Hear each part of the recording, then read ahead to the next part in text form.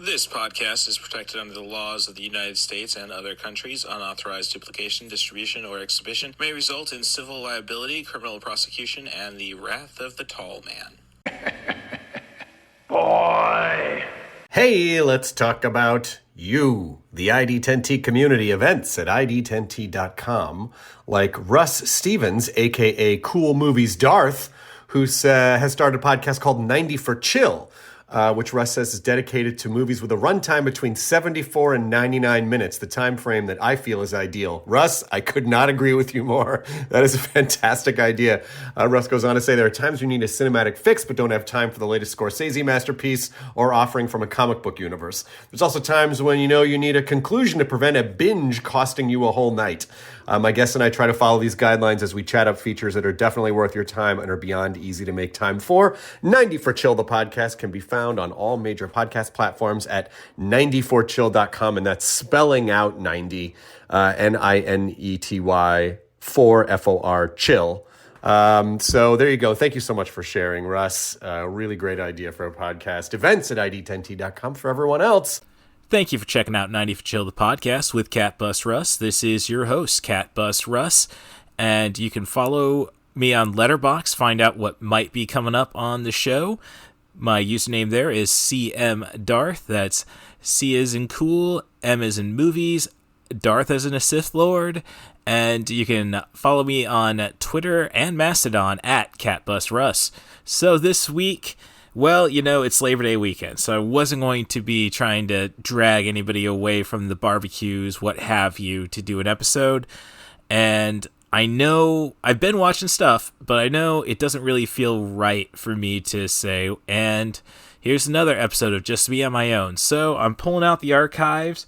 I think this will officially be the basically making sure that I have everything on the 90 for Chill, the podcast with Cat Bus Russ feed versus the 90forchill.com, the podcast feed.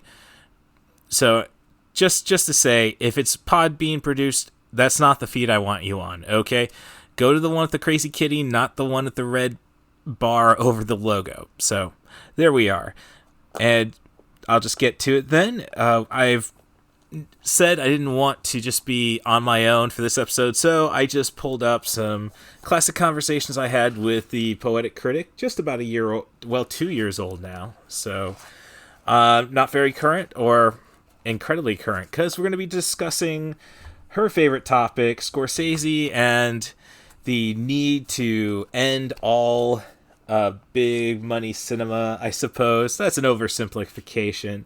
But that's one podcast where we'll also talk about some riff tracks, like the excellence of Courtesy, talk about Bluey, some Criterion suggestions.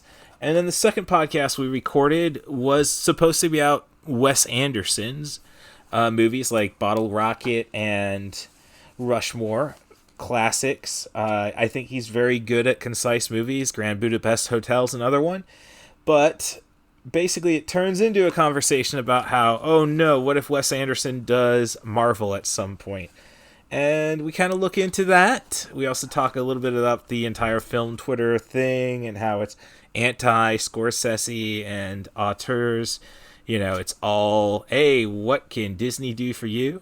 So, and I will that's how I'll open the second half of the podcast, as I say, is in this combined podcast, with me having a solution on how to fix Hollywood.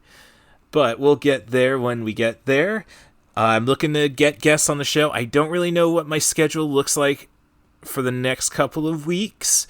I do know that Sundays, you can always count on me being available to record. So if you get that set up, I will do my own laundry instead of driving back to Morton to get Mom to do it. So if you want to be on the show, send an email to russthebus07@gmail.com. That's RUSSTHEBUS07@gmail.com. Offer me a movie, a director, a theme, an actor. Try to focus on movies under 100 minutes, but I will be able to make anything work. And when I say under 100 minutes, that means that the credits roll before 1:39:59, it counts. So with all that said, rate and subscribe on your favorite podcast apps. 5-star reviews, preferably. Be as honest as you want in the text. an Apple guy myself. Spotify's really been great, though, with 90 for Chill the podcast with Cat Bus Russ. So, hey, I like everybody. What can I say? With that said, if you want to listen to this podcast on your Amazon Echo or Google Nest device, you should be able just to say play 90 for Chill the podcast and get to this show. With all that said, I just have to thank Stacia Hardin. It's going to be might be a tough week for me. The 19th anniversary of her death is going to be on Thursday. Trying to figure out what to do for that. But she's kept a great eye on me over the past 19 years and, truthfully, nearly 20 years of knowing her. I hope that she's amused by Skimbleshanks, the one-eared angel at her side. I think that should do it. We're coming up on 6 minutes. I got to get the AC back on in this place. Thanks for coming to the 90 for Chill the podcast. Little Hand says it's time to rock and roll. Bring the noise. All right, so after Rory went and ran through all the Super Bowl halftime shows since 1993, I think we're at a good spot to just BS about movies and movie-related stuff. This, of course, is CM Darth, Cool Movies Darth on Letterboxd. Well, I'm sorry, Cool Movies Darth, CM Darth on Letterboxd. I get CM is probably going to be obsolete in about a week when that Phil Brooks comes back to wrestling, so appreciate it while I can. Sorry for the long-winded nature of that introduction of myself, but I am with the Poetic Critic. That's the Poetic Critic on Letterboxd, and you know what? It's really just more of a test of my new studio setup, and looks like I've spent too much money on it. Just saying, you can pick Rory up pretty well on both mics. But hey, as I say, it's a test. And what I brought up to her today was more or less just something out of research.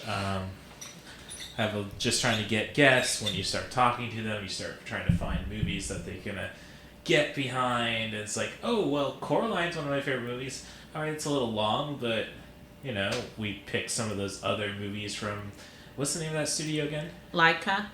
I think that's pronunciation. Okay. It's for the dog that went into space. Oh, okay. Yeah, I think it is. Used to be the Will Vinton's company. Okay, but Paranorman, Kubo and the Two Strings. Yeah. So Coraline keeps being brought up, and honestly, I've probably seen Coraline hanging out with my best friend Stephanie when she was raising her kid Miette, 2009. So she would have been 3 or so. So it was on all the time. I just never paid attention to it, which is sad because Keith David deserves all your attention. I'm telling you to go to Peacock and watch the Monday Night Wars documentary series on WWE, just so you can hear his smooth tones. Whitewash. I guess you can't really say whitewash, but it's Vince McMahon's idea of the past, so I guess that is pretty much whitewashing. But she did inform me that Shout Factory's got quite the lineup coming up soon, because I can't find Coraline anywhere, not even used. Like, I figured every parent bought their kid Coraline. And, I mean, I own a lot of movies, but there are some good movies where it's like, yeah, I don't think I'll get around to watching this again. It's like Road Trip. Like, I know everybody bought the DVD for Road Trip back in the day. Why can't I find it? It's not that much of a classic. It's a Todd Phillips movie. Obviously, it's not that much of a classic. But I digress. But you've been entertaining yourself with the Criterion Collection, correct? Criterion Channel, to be yes. specific. Mm-hmm. Yeah.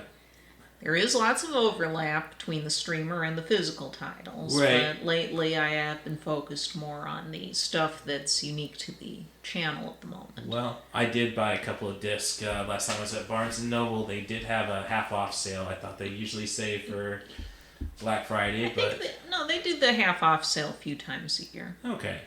So I ended up picking up Broadcast News and Cold Water. Screen Drafts really sold me on the Olivier Assayas filmography. And I've only really seen Demon Lover. Again, another movie all my cool friends own. And in the case of my friend Stephanie, there were probably 2 copies between her and her Miette's father. And I can't find one anywhere for Demon Lover. You know, I think they were saying that maybe Criterion will do that one, but I don't know. Well, I think they just did Irma Vep.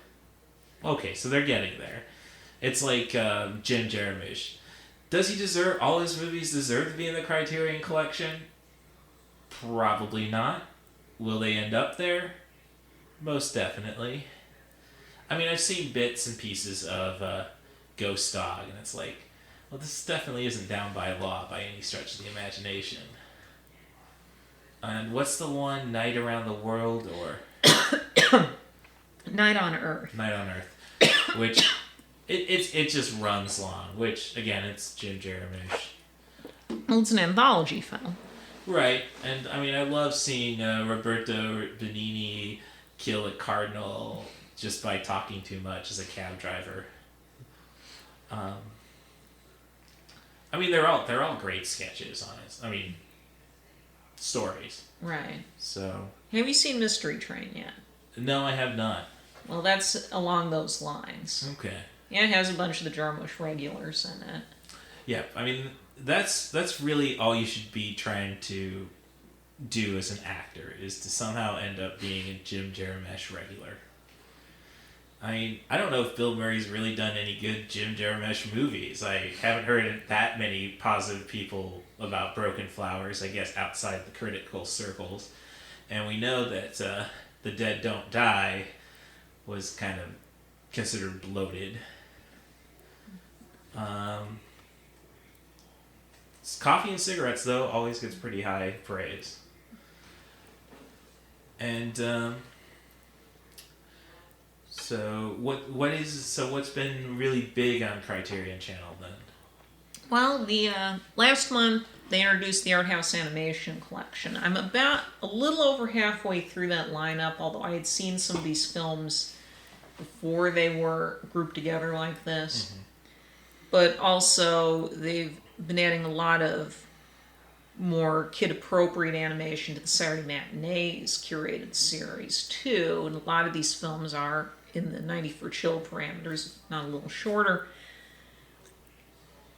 So they were really on a tear doing those films. They basically have access to the G Kids library that isn't Studio Ghibli. Right, all that's on HBO Max. They've been adding a lot of those titles. I think, speaking of Ghibli, though, I did finally complete the collection, I guess I could say. Well, the Ghibli collection of Miyazaki. With, right. The Wind Rises, which I have seen. And now the problem is I have to watch The Wind Rises again. It's a good movie, but depressing? Oh, yes.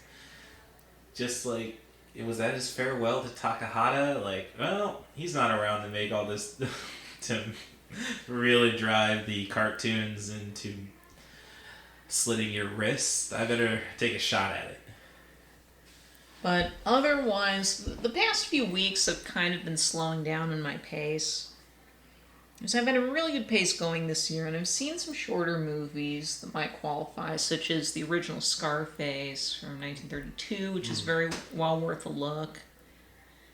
How's his Cuban accent? It's not Cuban. Sorry, I just need to use the rim shot button on this P4 zoom at some point. Okay. The original Chicago. Yes, I know. It's supposed to be Alphonse Capone, or at least an allegory, or effigy, what have you. Right, but that's well worth a look, and it is interesting to see how the basics of the plot are pretty much duplicated in the De Palma version. But in different ways, because it's a much shorter film. It fits the 90 for Chill parameters. Well, again, I kind of, with the exception of Danny Kaye trying to be inspirational, most of the films back then, I gotta bring in DeMille. Yeah, I guess when you have newsreels and shorts and everything like that, you really didn't want to press 2 hours too much. No, not very often. Mm-hmm. So that's what we need, Hollywood. Newsreels and cartoons again. I don't think that's gonna go.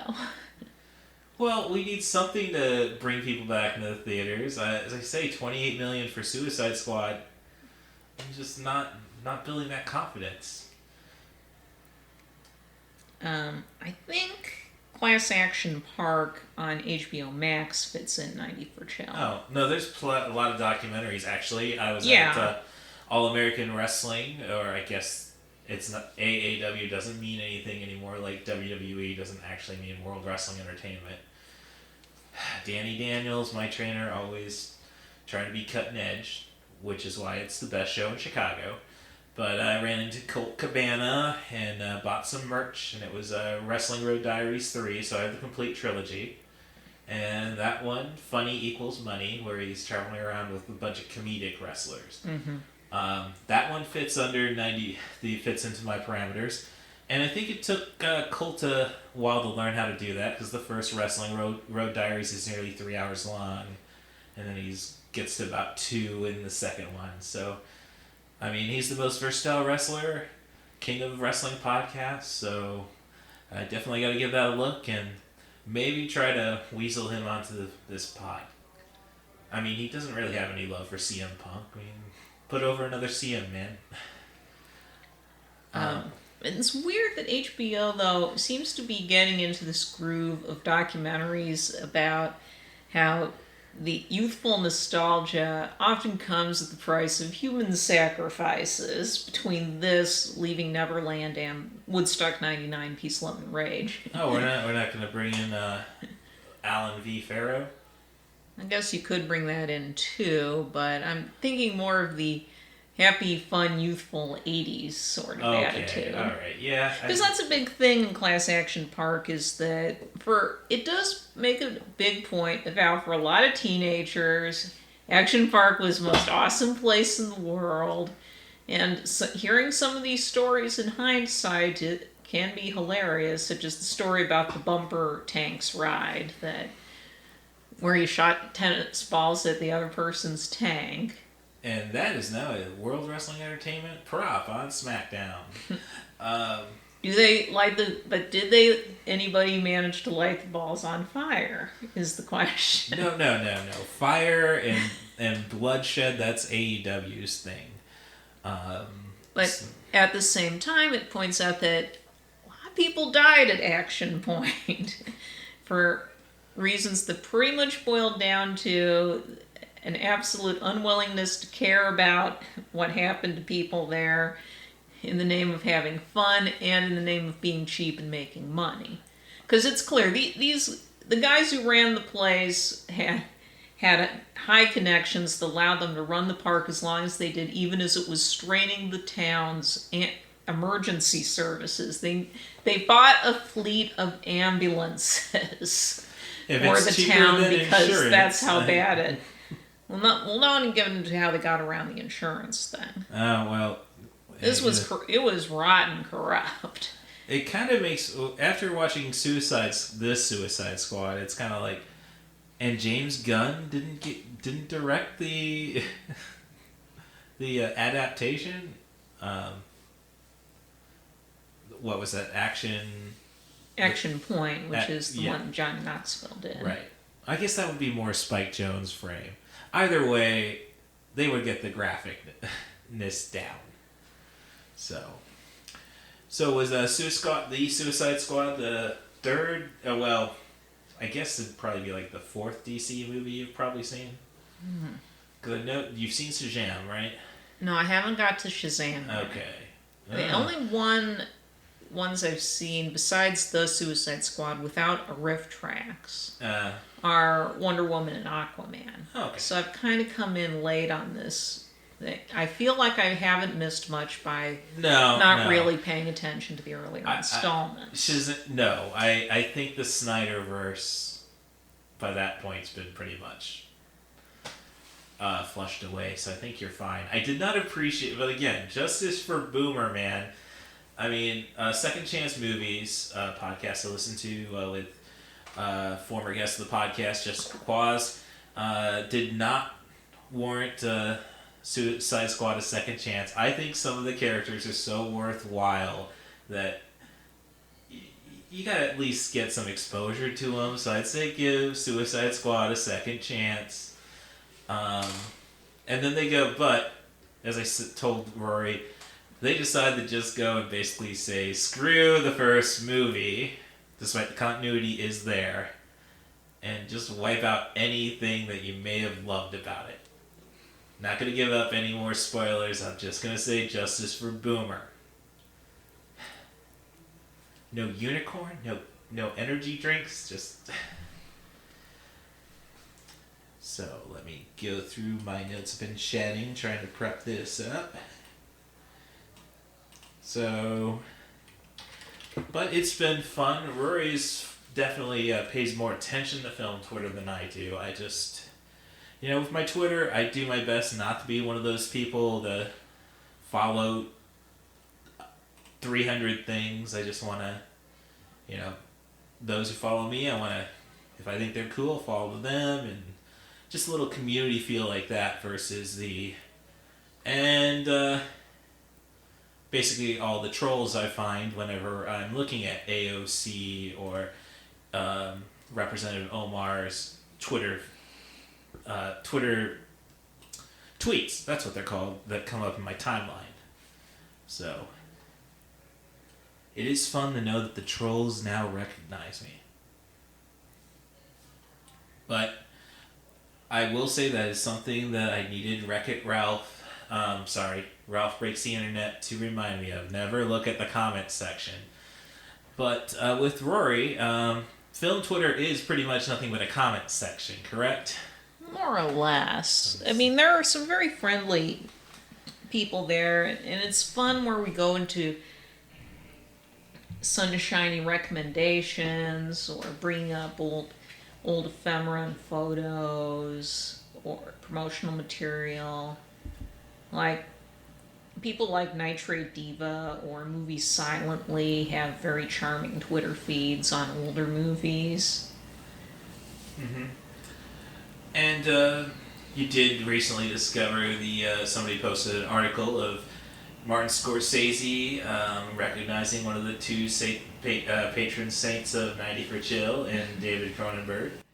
It was an article, an appreciation he wrote for Fangoria not long after Videodrome came out. Mm-hmm. Where would you rank Videodrome up there? I mean, I know you're probably Fly number one. Yes, The Fly is my favorite. I do think Videodrome is a top 10 title at least. But I'm not sure about ranking all the others. Yeah, I still gotta get around to Dead Ringers, and I don't know, as I say, The Brood is just way too scary what I've seen. Which is a good thing, but man, I don't need Brood is pretty punishing. Yeah, give me machine gun Santa Claus in a mall. not hate children. But I don't know. You make it sound like the Scorsese Marvel Universe thing is a bigger. It keeps getting brought up again. The most recent flare-up was when James Gunn made some disparaging comments during this run-up of promotion for the Suicide Squad, and it's just that all these people are basically just standing up for their corporate masters. Well, look, with James Gunn, half the stuff I think you have to take with a grain of salt. I mean, I didn't think he should have got canceled for an AIDS joke. I mean, for me, as long as it's not genuinely hateful, if the structure is there with the joke, I can appreciate it and I'll let it slide. But, I mean, you say they're bowing down to their corporate masters. It's like, it's probably good to remind people that James Gunn, can get pretty twisted. So... But it's that so many of the people who are speaking up on behalf of the MCU, and it is mostly specific to the MCU, are basically just being giant shills for Disney and the way Disney does things right now.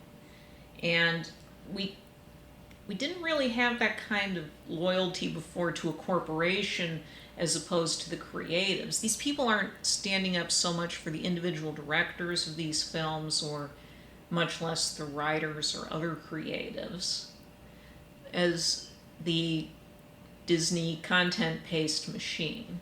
I don't know who came up with that phrase, but my friend Jessica Ritchie likes to use it, and I think that's very accurate. Well, I just find it very weird having a, I would say, conservative mother who's not approving of Disney, at least saying things politically, which, I haven't brought up. What about the Koch brothers and Dixie Cups? That they can go, that they're...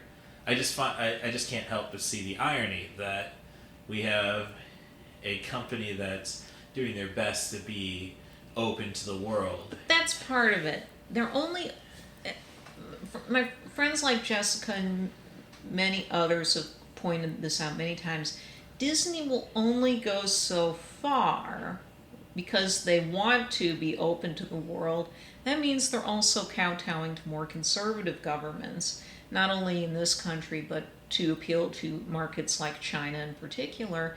They have their representation is they're only throwing out crumbs. It's become a running gag that they're finally have their first gay character in X movie. Has become a painful running gag over the last few years. Yeah, I guess I'm just trying to point out the fact, though, that you still have... Okay, so China, I don't know if you'd call them conservative country. I mean, they're communists. That's the ultimate left. No, the ultimate left is anarchy. But they still do way too much liberal stuff for the likes of American conservatives who watch Fox News, OAN, and Newsmax. But that's a very low bar to clear, and I would like to state that the views and opinions that my brother expresses on this podcast are not ones I necessarily share, if I share them at all. Oh, no. But I never said they were yours. I'm just saying that, well, I already pointed out to the person, and she was never at my professional wrestling matches, so... But Disney is only doing the barest minimum of trying to get representation in. They're not willing to go full bore on it. Well, and if they... that's a responsibility of Scorsese, I guess. I don't know. And this is what goes into one of the fundamental misunderstandings of the whole Scorsese discourse, is that Scorsese doesn't mind the existence of the MCU films. They don't really appeal to him. That's okay. It's the issue that it is getting harder and harder for other films to get any leeway in theatrical releases or even streaming now, because Disney and other companies, but especially Disney, are rigging the game so it's mostly their productions that are getting exposure. This is what he was really worried about. It's that older films and foreign films. I mean, he has the World Cinema Project he works on with Criterion Collection. Well, never mind. Preservation efforts are getting lost in the shuffle. Okay, and as you said, and you're just stating that, that includes all of our independent films, just stateside, really. Yeah. That's the biggest fear of the MCU, is that it's just going to. That's going to be the standard for movies, and anything else is just nobody's going to take seriously. Right. Okay. Or even have an opportunity to know about. It's less and less encouraging of curiosity, and it's in favor of the company. And one of the problems we had with Disney is that whereas before, especially in the 1980s and early 90s, they were willing to allow their corporate umbrella to encompass stuff like R-rated movies with the Touchstone subsidiary label, or they were one of the first studios to start swallowing up the big indie distributors like Miramax because they wanted the prestige that you got from that. Now they don't really care about that anymore, and just about milking stuff from these PG-13 movies, most of them anyway. The exceptions are their animated features, Right. and it's very limiting in terms of what's going to be produced. So Disney has, in a sense, just recreated the Hayes era. Not necessarily. It is kind of a warped version of the Hays Code era. I've heard it comparisons made of what the current studio system is becoming, and it's not just Disney. No, you it's see not. this with Warner Brothers, Universal, and Paramount as well. But also the old studio system where everybody's kind of stuck at one studio under a contract because they have to keep coming back to do franchise installment X.2 or A.3 or what have you. And a lot of these creatives, even the ones who are recognized, they're not using their clout to do other projects very often, and the ones they do often are underseen or not even regarded as very good to start with. I mean, no one went to see the Russo brothers as charity, which they did over, at Apple. Oh yeah, no, you're right. Well, And the reviews were very poor. yeah. Well, I mean, I haven't even really given Apple a chance, and I do need to catch up with Ted Lasso before my Verizon promo period runs up. But yeah. I mean, there was a time when... I guess what I'm saying there is Apple's still trying to establish themselves as a studio. But that's half. But another element of the problem is there are so many more walls going up around having to get all these different streaming services to see much of anything. And between that and the issues with theatrical distribution, we are risking coming into a return to the era when the studios owned movie theater chains. Yeah, Before that was struck down in the courts in 1948. I think that was the year. Okay, so we need to stack the Supreme Court so we can avoid this situation again. I'm just saying 6-3. Yeah, so otherwise, it's almost to the point though where it's like it's good to have San Fernando Valley and the films they're producing just so we know there's some unwholesome things out there. And of course, we are in a system that's currently in flux. Because we're still in the middle of a pandemic, we are still dealing with movies not really being able to get much of a toehold, especially, and a lot of these movies were very expensive, and they seem to be coming out on top of each other, even more than they were back when things were more fruitful, I suppose you could say. And, I mean, we just had Jungle Cruise movie that we've all already forgotten about. And that had as big a platform as you could launch on with Disney Plus. And, in a few weeks, we have Shang-Chi and the Legend of the Ten Rings, which I don't know anybody who's excited about that one. Well, I mean to go and see it, but that's basically because the MCU needs this movie.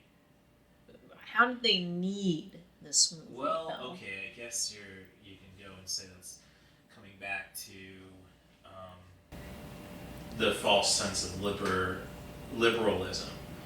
I'm just saying we need a movie. Well, one, we've ran with Infinity War, the Infinity Wars, and my knowledge of Civil War. In the comic book wise, it's like everybody else is kind of secondary characters now from the MCU. So, first off, we gotta make sure they have a new base. And second off, it is about, I think, the presentation that we are giving on a minority a chance to really become something major in this franchise. I was saying, I don't like the title of Shang-Chi and the Ten Rings. And the Legend of the Ten Rings. Thank you. just because it doesn't, like, it's not very simple. Like, Black Panther, we knew what we were getting with that one. And then, my dad joked, so you want Yellow Tiger? And it's like, okay.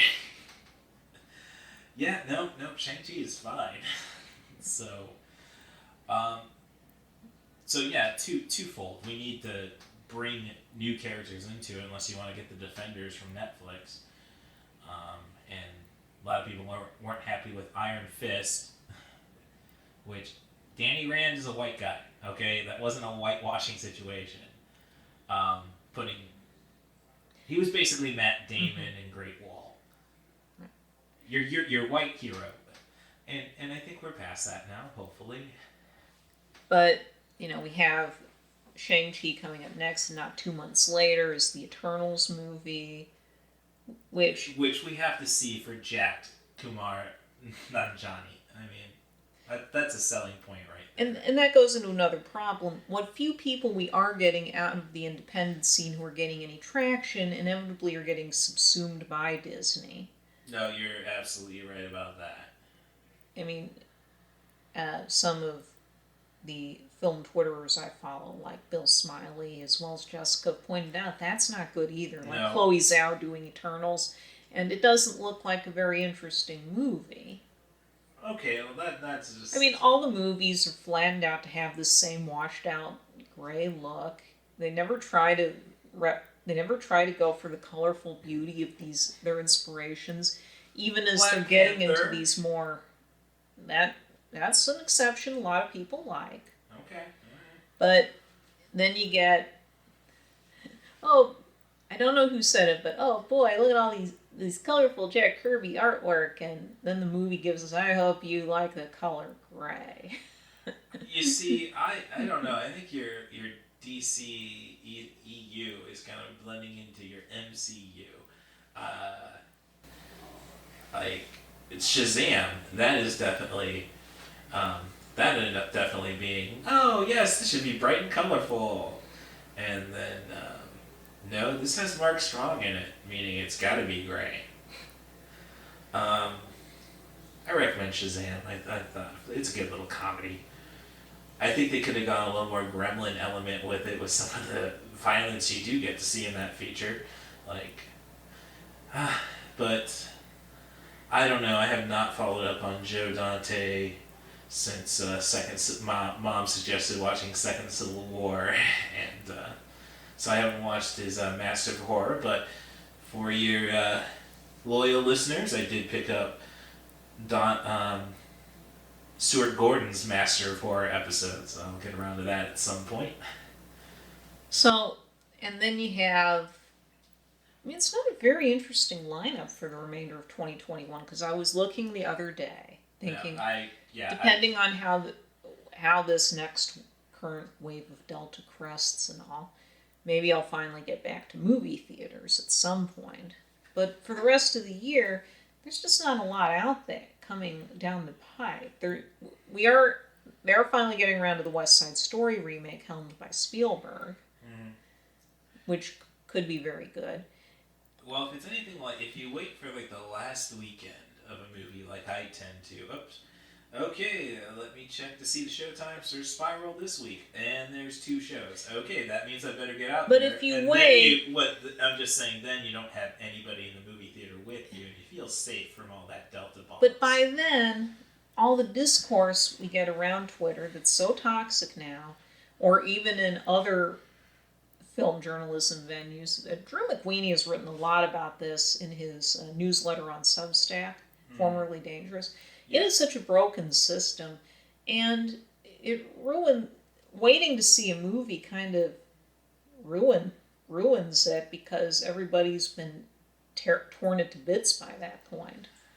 And that's why I can't feel I can get that baggage out of my head when I sit down to watch it. Well, this is one reason why I don't really keep up with new releases anymore most of the time. Well, I guess I usually don't have a chance to see it before the backlash begins. Well, I guess my defense there is that of seeing a movie late is comes from the fact I don't really follow film Twitter. I just use it to promote myself. And then I just, follow my friends, my online, just that little community, that little clique. I don't know. I am a so, and I'm the irony when it comes to the internet. I am the web professional, and I frankly don't particularly care for what the internet does. It was an outlet for me to make a website, and everything from there is kind of secondary, I guess. It's my creative output. Same thing with this podcast, and thank you very much for listening. Remember to rate, review, subscribe on Apple Podcasts, Google Podcasts, Spotify, and if you want to give me crap, do that at CatBusRuss. Otherwise, help the podcast out with those positive reviews. Thank you. But the next few months, I'm looking at Wikipedia and this list of films of 2021. In the next few weeks, we have the Shang-Chi movie, and then looking at what's coming down the line, there's Cry Macho, I think, is the next HBO Max simultaneous release. The Venom sequel. Okay, well, the film version of Dear Evan Hansen. Well, I'm definitely there for the Venom sequel. I mean, that is just the first Venom was just such great trash. I mean, that is a Oscar the Grouch level of trash. You can't help but love it, but it's trash. And in October, that's when Last Night in Soho comes out. You were asking about that. Thank you. But otherwise, we have Hotel Transylvania and Addams Family sequels. Well, I've only watched the first Hotel Transylvania, and I can say that was a pretty good one for a kid's movie. The Dune half adaptation. So it's only half of Dune? Yes. Okay, that's good. No, really. What if it doesn't do well enough to film the second half? Why did we give this director another chance at a movie that's definitely probably not going to make money? I mean, Blade Runner 2049 got all the Oscar buzz and such, and pretty much declared this guy as one of the finer directors. I mean, they wouldn't give him this platform if they didn't expect him to give you something that's going to create a lot of buzz and warrant a sequel, regardless if it's a financial success. So, yeah, on that end, I don't know what Warner Brothers is thinking, but... in November, there's Eternals, the Ghostbusters sequel that which I'm not a lot of people want. Oh, I've heard well, again, I'm not doing film Twitter. I've heard the opposite. Like, the moment we get to see little Stay Puft Marshmallow Man doing Gremlins type stuff to each other.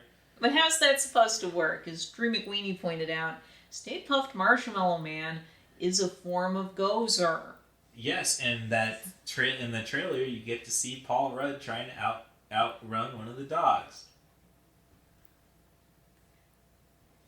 Like this explains a bit, but this is the sequel, the original.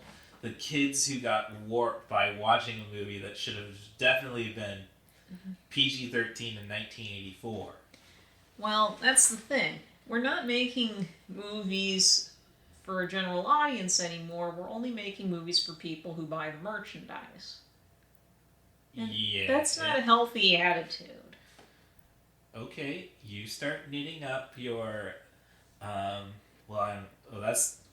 okay, you win the argument because I say, all right, well, you start knitting up your latest Woody Allen toys because that's the only indie person. And like, oh yeah, he ain't going to be doing shit for a while, which is sad. I mean, the guy is a great autobiographical director. I would really like to see what he could translate the recent Me Too bollocks. I don't mean that as bollocks. I mean, I don't...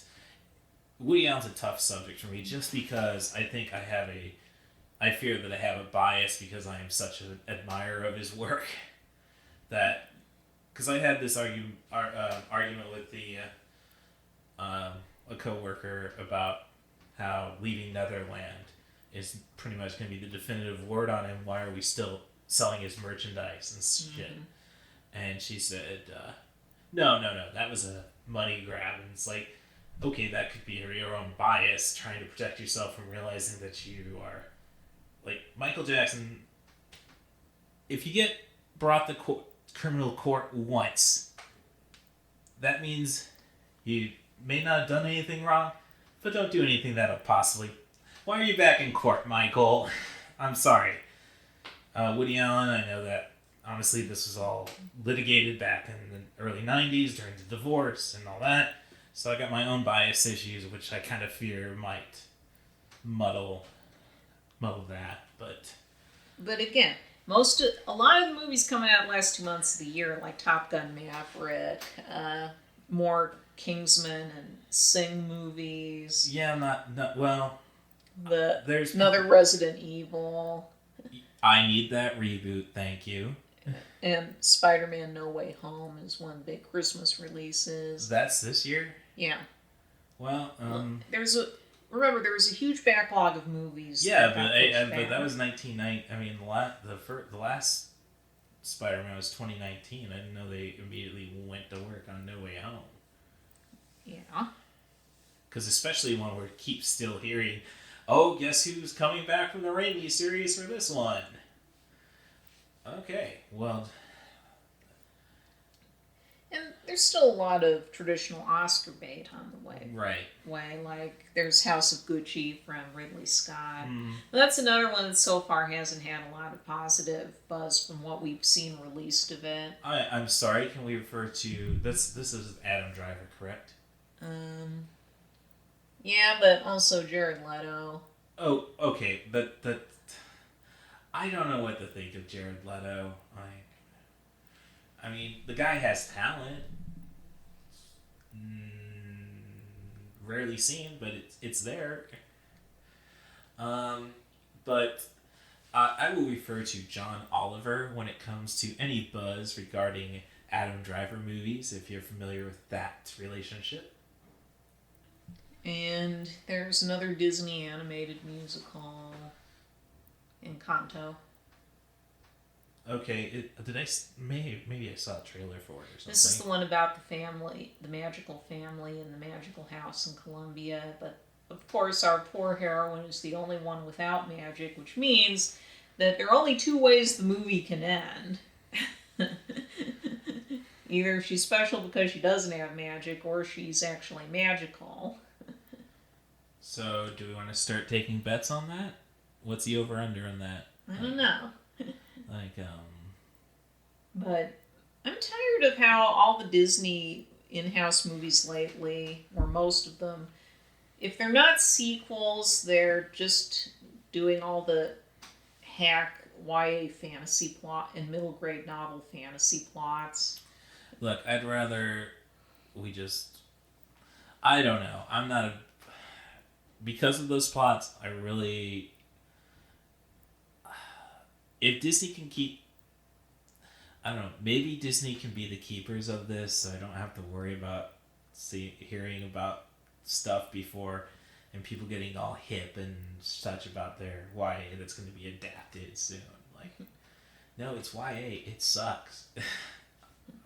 Just, maybe if Disney can control the next Twilight, I think I'd feel better.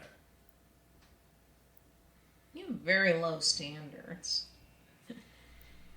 Okay, I recommended Tromeo and Juliet on the last episode of 90 for There the podcast. are a lot of people who are still sad about the fact that Disney shut down Blue Sky Animation Studios and canceled the Nimona adaptation, which was well into production. There's literally an unfinished adaptation of Nimona out there that a lot of people would have wanted to see.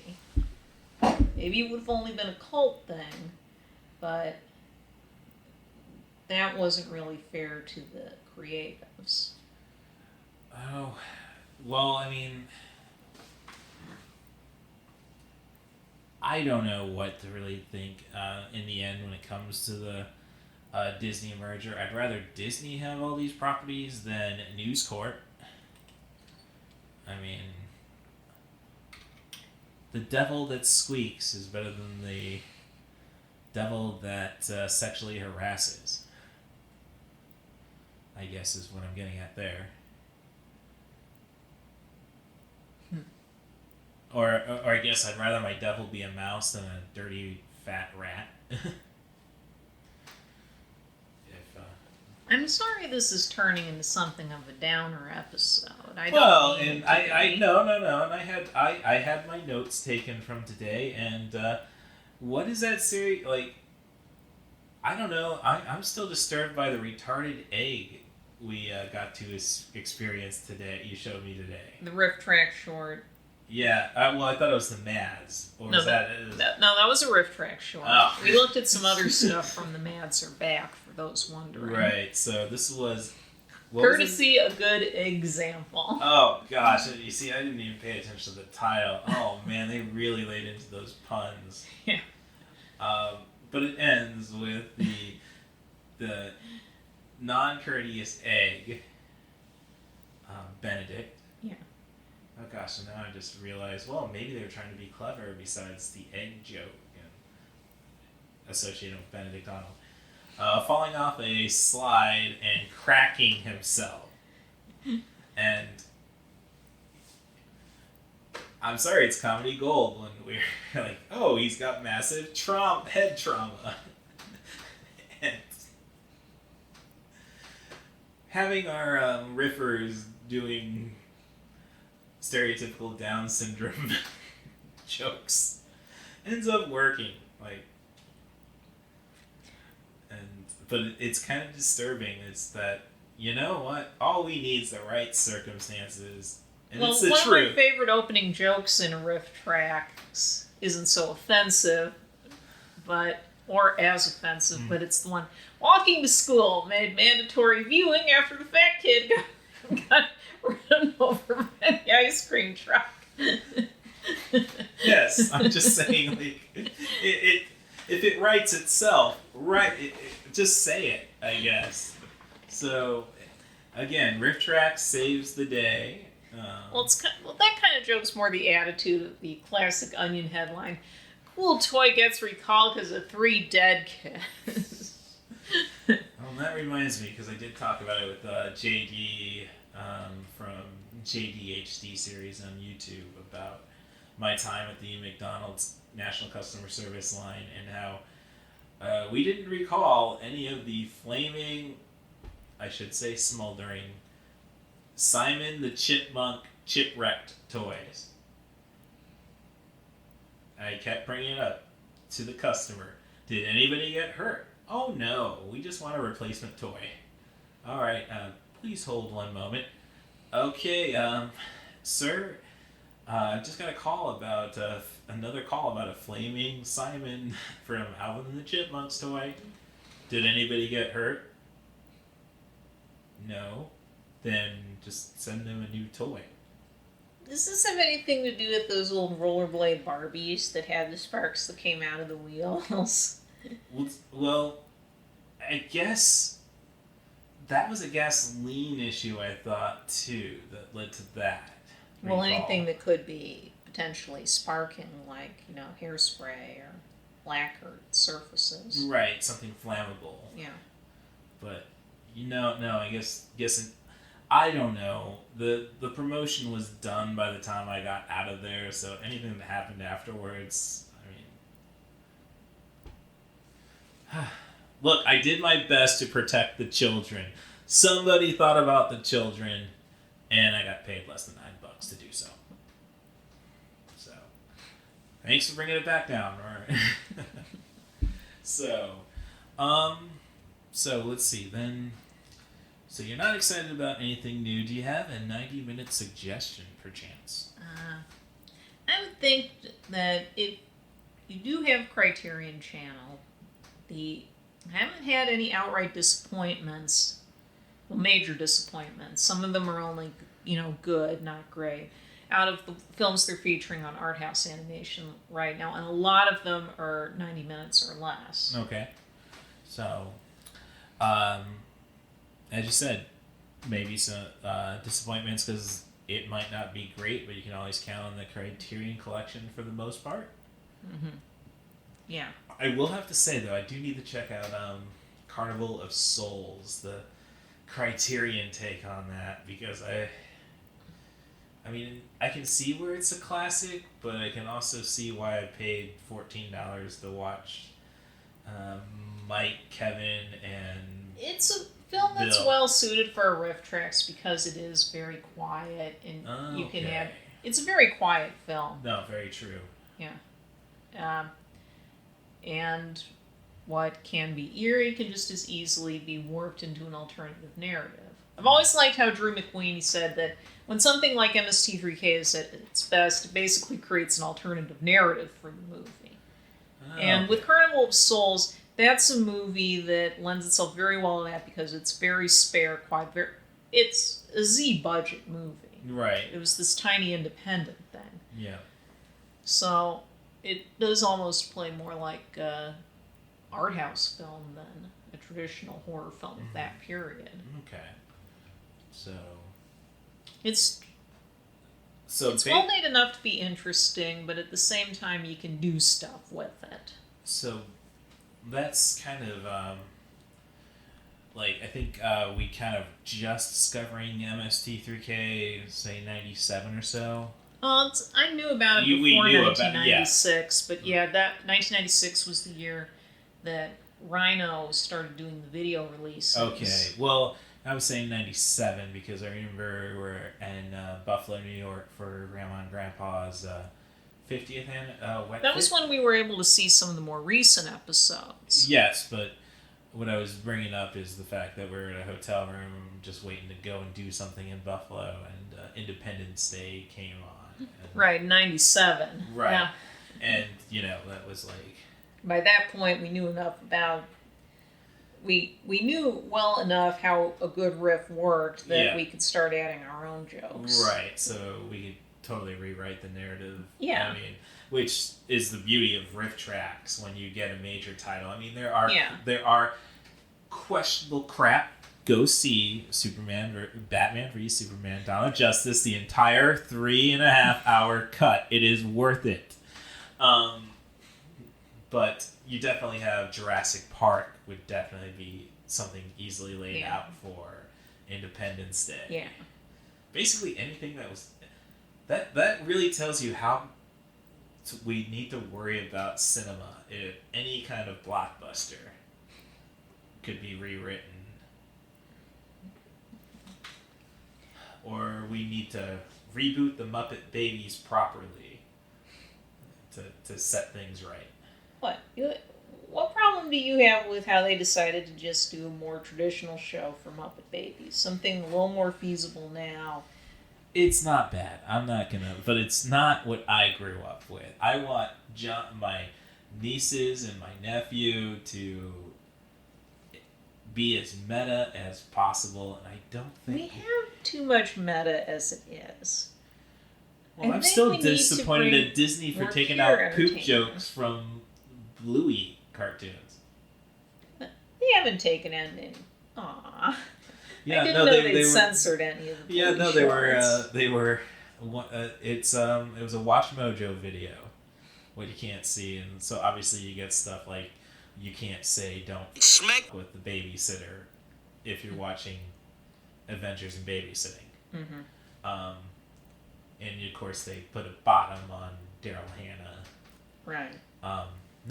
So it was a Bluey. I guess they go to a county fair or whatever, and like Bluey, oh, you're a good pouty. And Disney, they just do a fart sound. Uh-huh. The original, no. You get to see what comes out the bat. Woo! And freaking out kids. Because Is Bluey a dingo, or is it just a dog? it's a blue heeler puppy. Oh. In fact, one of their friends is a dingo. Their friends are other breeds of dogs. Oh, okay. They've got a sausage dog, as they like to call them, the Pomeranian, That's all not sorts. Good. Bluey is a blue healer. Oh, okay. That's it. I think that's a specifically Aussie breed. Ah, oi, oi, oi. So, okay, so, let's check out the Criterion channel. She did also recommend Class Action Parks. That's on HBO Max. Max, okay. I really don't watch enough Hulu, and I've been having too much trouble with Hulu. They seem to have real. I would be trying to watch like Star Trek 2 in the afternoon and not being able to get anywhere past 20 minutes in. Huh. Yeah, I gave up. I don't. I've got too many other services that run pretty smoothly. Okay, I didn't know Hulu was running bad. They had been. Well, Hulu for me, that's usually what I would watch when I'd catch up with Seth Meyers as at work during lunch. And then, okay, why hasn't the new Seth Meyers been loaded? And then, well, I mean, I get my internet through Comcast, so I can just watch it on Peacock. So, I don't know what to do with Hulu, honestly. Oh, Adult Swim stuff. No, I've figured out how to get that. I mean, there are some original movies on Hulu that seem interesting enough, but I really, I don't know. It's like Hulu still, until Hulu becomes Touchstone, I think it's kind of missing the point. If you know what I mean. All right, no, I want all my X-Men movies here. I want all my R-rated Touchstone stuff here. I think we're to that point with streaming is we like our brands. But again, that's the problem. The brand worship issue is too limiting. Look, until CBS gives me a good talking duck, I will serve my Disney and Warner masters.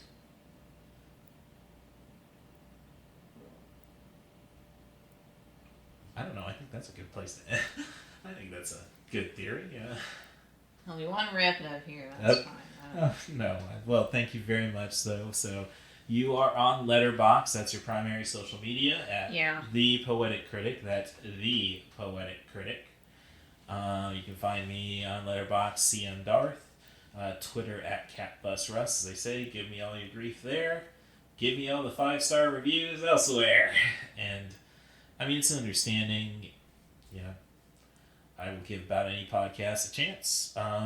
Just got to come up to me. So if you want to be a guest on the podcast, feel free to send me a direct message at CatBusRuss. That's CatBusRuss. Or send me an email to russthebus07@gmail.com. That's RUSSTHEBUS07@gmail.com. Just give me a theme, a movie, an actor, a director. As long as you keep it under 100 minutes, I think we can come up with some podcast gold. And I did suggest it on my blog this week when writing up a synopsis for the Suicide Squad versus Vampires episode. Let's find some movies and try to figure out how to cut them down to 90 minutes or so. As I say, Suicide Squad, really good movie, but hey, and again, it just feels blasphemous for a guy who has a Harley Quinn inspired tattoo, but yeah, we could have cut her out. So, anything else to add, Gerard? Not today.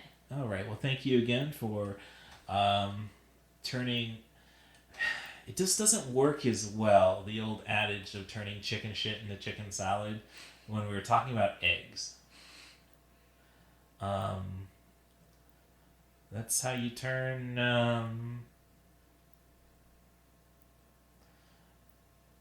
old hard-boiled eggs into mayo, I guess, and we end up with what's that salad that uses mayo? It's not a Cobb salad. There we go. Yeah, doesn't really. So, yeah, it doesn't sound appetizing, does it? Okay.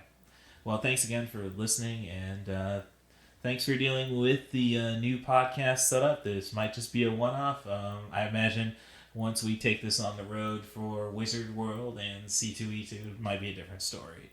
Thank you again, and let me try a weird noise.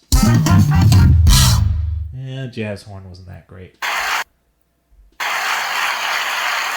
Alright, there's the applause I needed. Thank you. Hey, just a heads up, this is going to be another heavy podcast in regards to me and the Poetic Critic discussing how Disney is killing independent cinema, or at least absorbing it all. Just made me think, especially with all the weird kind of vibes Disney has, at least with YouTube videos, basically saying what you shouldn't buy, and then the worries of trying to appease everybody, be it conservatives or liberals. It just gave me the vision of, say, think of Scorsese's Gangs of New York, how it opens and closes with a melee at the center of the 5 points. I'm suggesting perhaps a melee between conservatives and liberals at Cinderella's castle. Sounds like fun and sounds productive. No guns, just lightsabers. That's what I'm pitching. I suppose we need to incorporate swords for those Neverland pirates, and I don't know how many princes actually carry wands. I guess brooms like Fantasia, but I guess I agree with Rory. Disney's kind of making you forget about the old IP. With all that said, let's make it clear. These are the thoughts of one cool movie star, better known as Russ Stevens, not those of my guests on the podcast, which we will get to.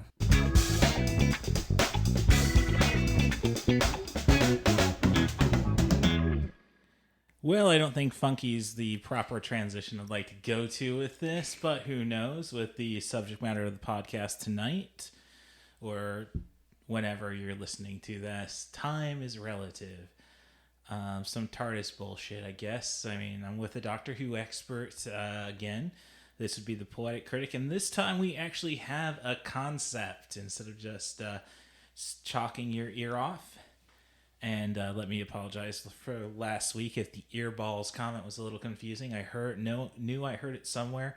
I just could not get a good clip of Judy Greer's Cheryl Tunt or Carol Tunt or Charlene. What other names did you use on Archer? I'm just glad Archer's coming back, but I will miss the actress who voiced Mallory Archer, who doesn't come to immediate mind.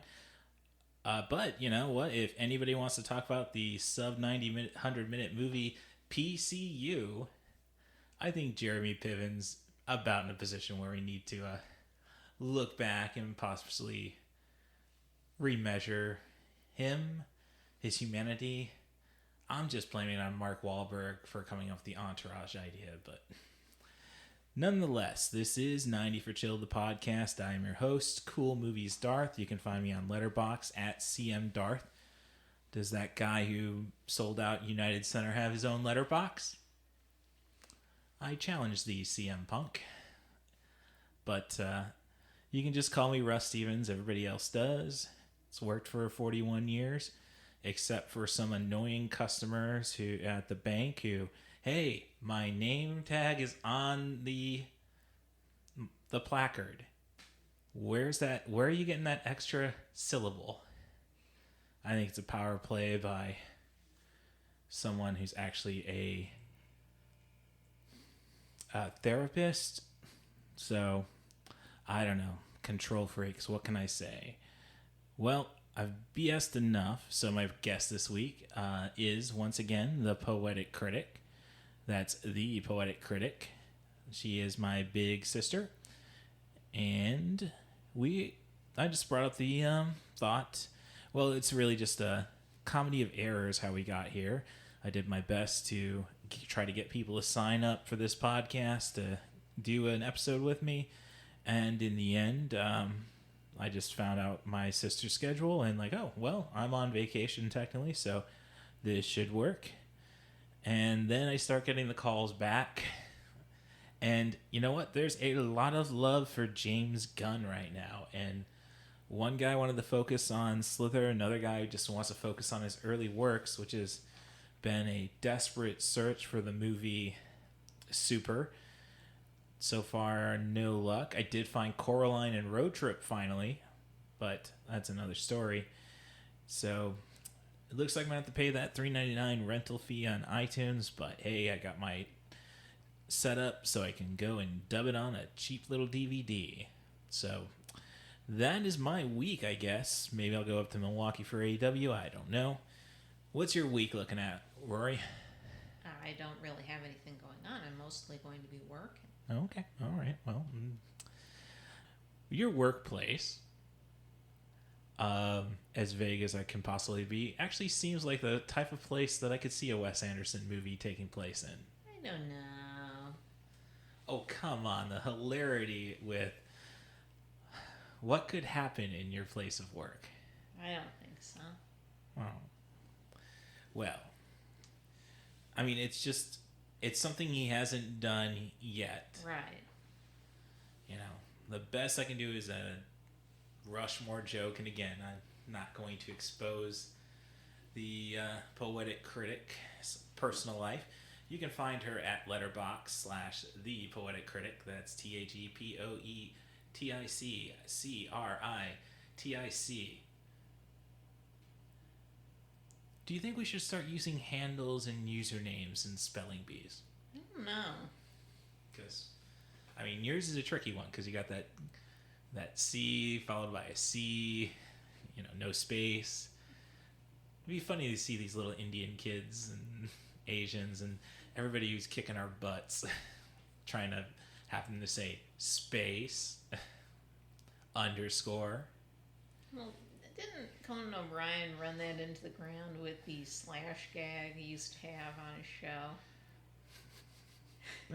You mean TeamCoco.com photo of slash? Right. Yeah, well, he's not here with us anymore. Oh, I don't know. Does he still have his podcast? Or I think so. Okay. So, be criminal if he just left us to this ginger-free world.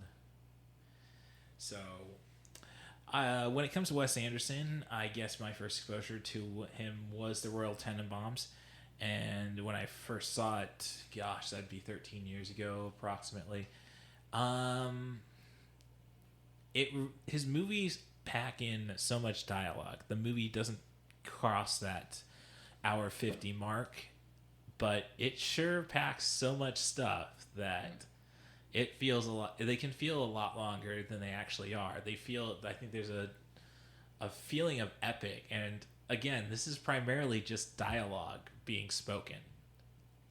That's true. They do feel longer than they are.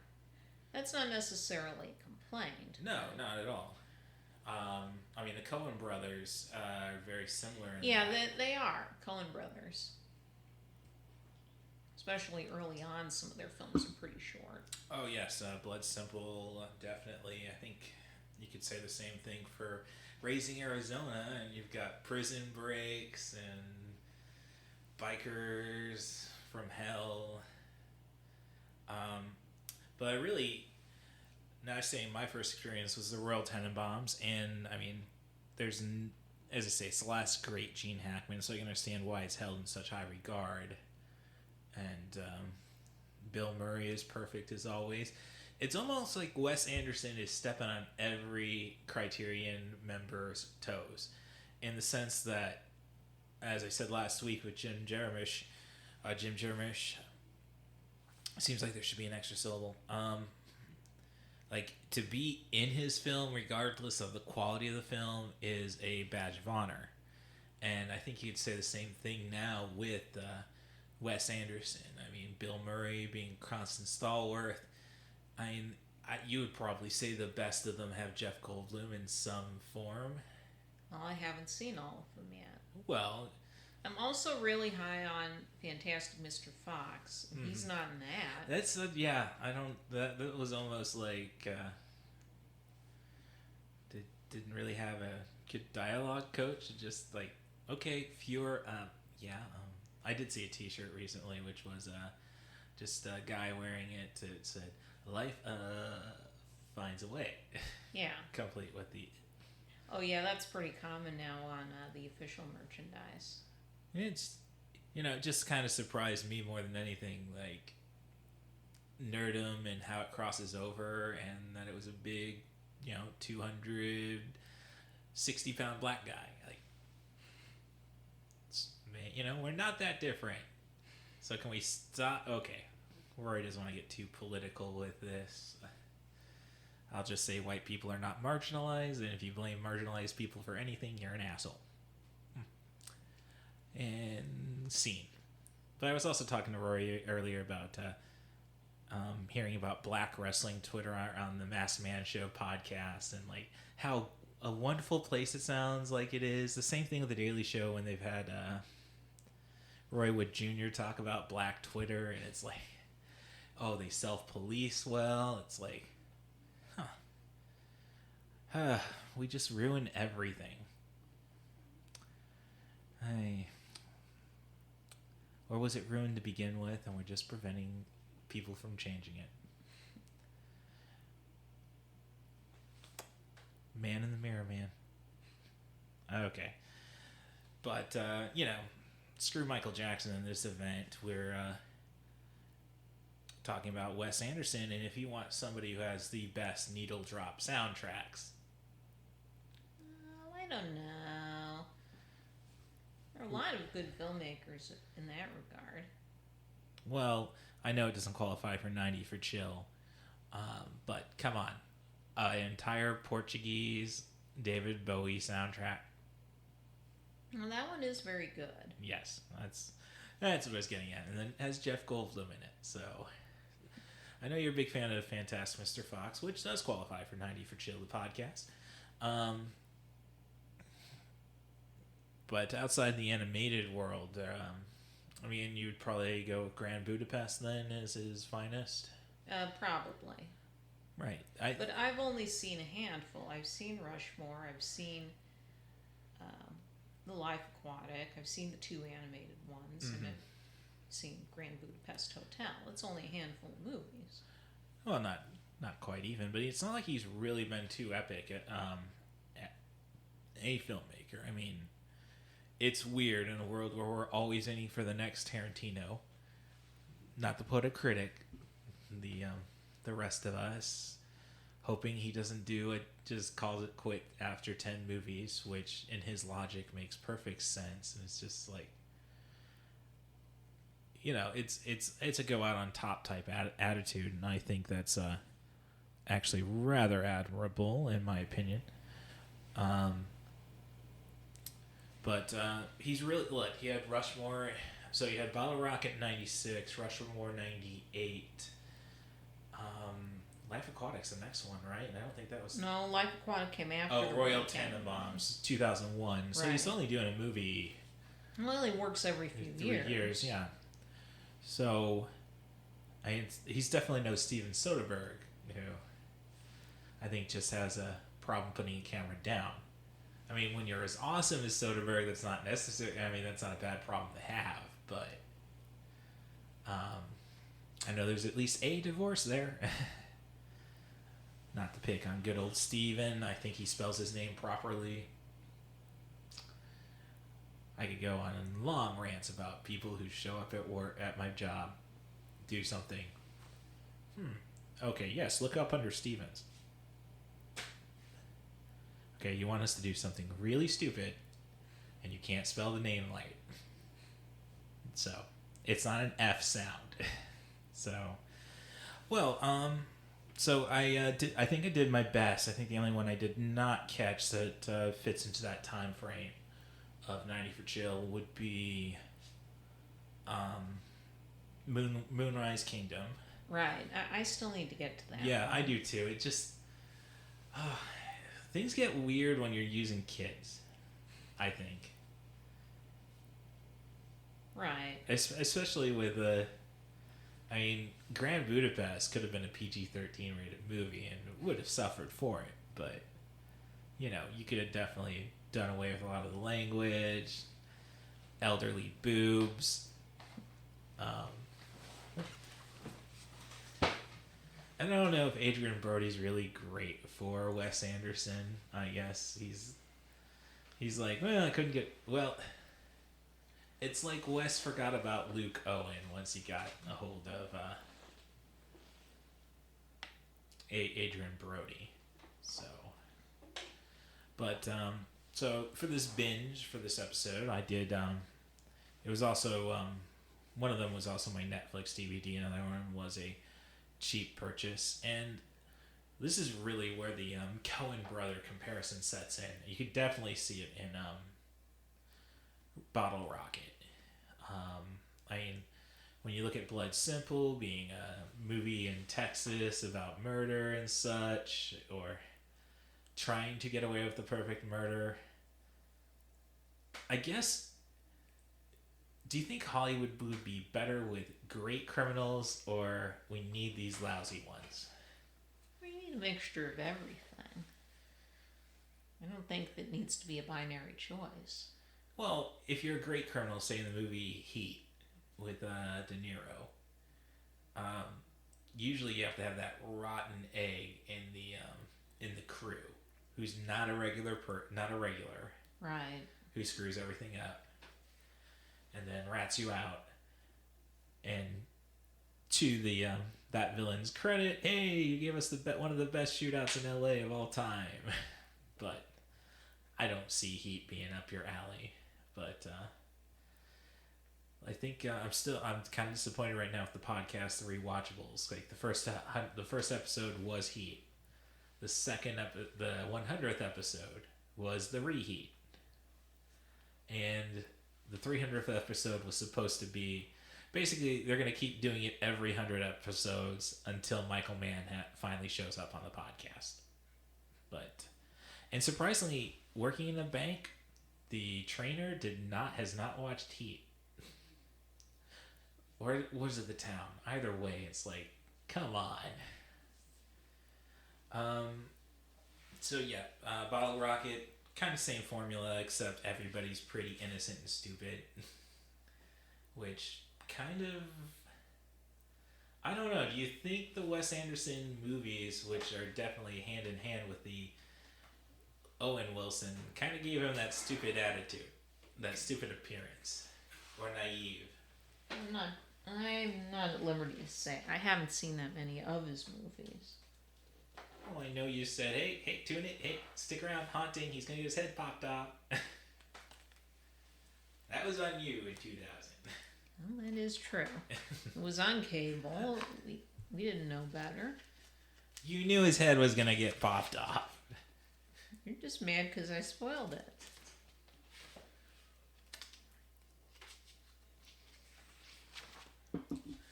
So yeah, Bottle Rocket. I mean, it's fun, but it's definitely very much kind of like what if the Coen brothers skipped Blood Simple and went straight to Raising Arizona. It's that kind of charm, humor, and 3 Wilson brothers. I think he needs to make sure that's a staple of his features. Let's not third ass your Wilsons.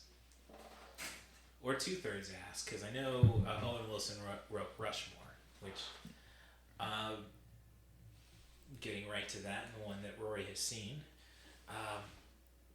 I find way too relatable as somebody who's trying to be an artist in a sense.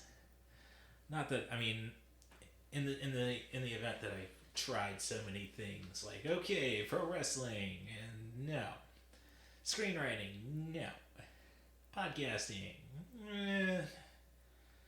the numbers are still kind of difficult to say, but enough people are.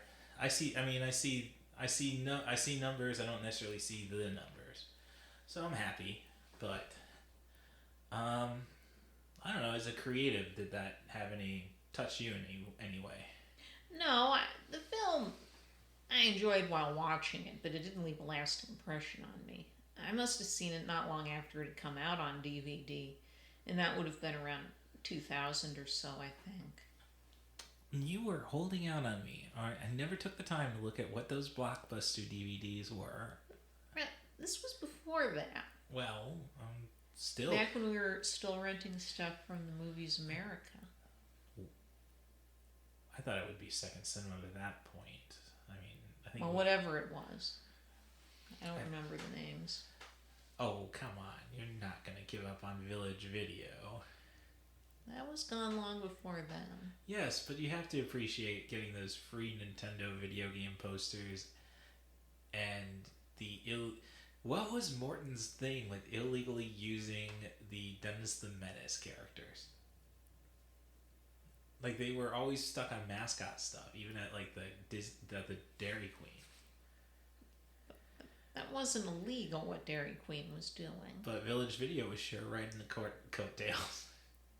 I don't know why that would have been. I don't even remember that. Okay, alright. Did you remember, and I think it goes for all good video stores, the horror is right by the front. Like with the horror, like, okay, and Dad's checking out, and let me look down this aisle. Whoa. But, with that said, though, video stores, just kind of quickly say, excited for Clerks 3? No, not really. Oh, okay. I think the funniest thing I saw related to Clerks 3 was when they posted that picture on Twitter. Somebody commented, looks like I thought this was Red Letter Media. No,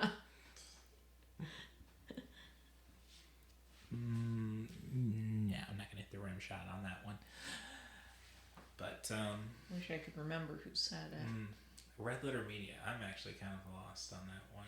Red Letter Media is famous for, if I remember correctly, because you know how these collectives work, the ultra long videos that were dissecting stuff like the Star Wars prequels.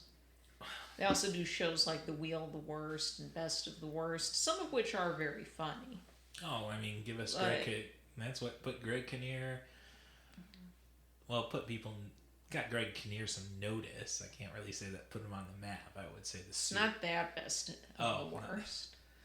All right. See, the memories. But the problem with their shows is that they seem to take forever to get to the point. Oh. Like a lot of these, what they call mid-review sketch shows. Some of them, like the Wheel of the Worst episodes. Okay, yeah. Now you remember. I showed you the one with the kitten caboodle and the kid. So Shoji Tabuchi show from Branson. Right. And they were talking about those.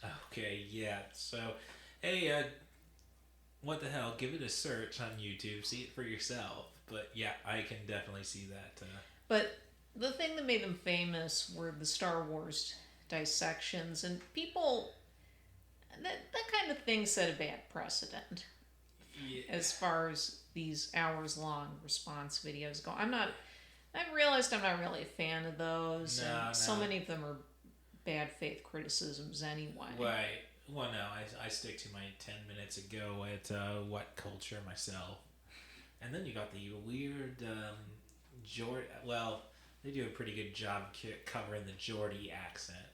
But you can tell when they go to Scotsman on. But, and I apologize to all our Scotch listeners. Is it? Yeah. Scott listeners, not Scotch. Forgive me. This has been 2 weeks of sober podcasting for me. 3 weeks if you count my little short episode. But so you said you didn't really have any takeaways from Rushmore. It didn't really last with you. I mean, I do think Bill Murray was robbed of a supporting actor nomination that year. I think as everybody kind of agrees on that one. I don't know. Let's see. 99 Oscars. He's also going to edit this bit while he looks it up on his phone. You don't listen to as many podcasts as I do. But, okay. 1999 Academy Awards. Awards that took place in 1999. That's weird. Like, do you wish they would just bump the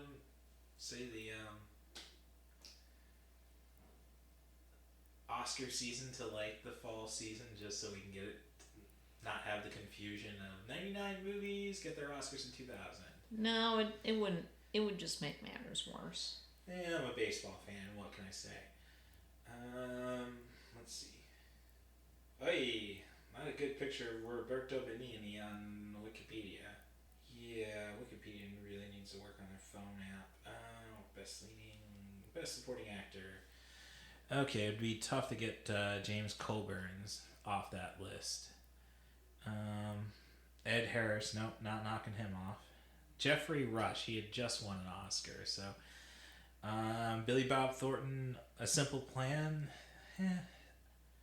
I could definitely say get Robert Duvall or Jeffrey Rush out of there for Bill Murray.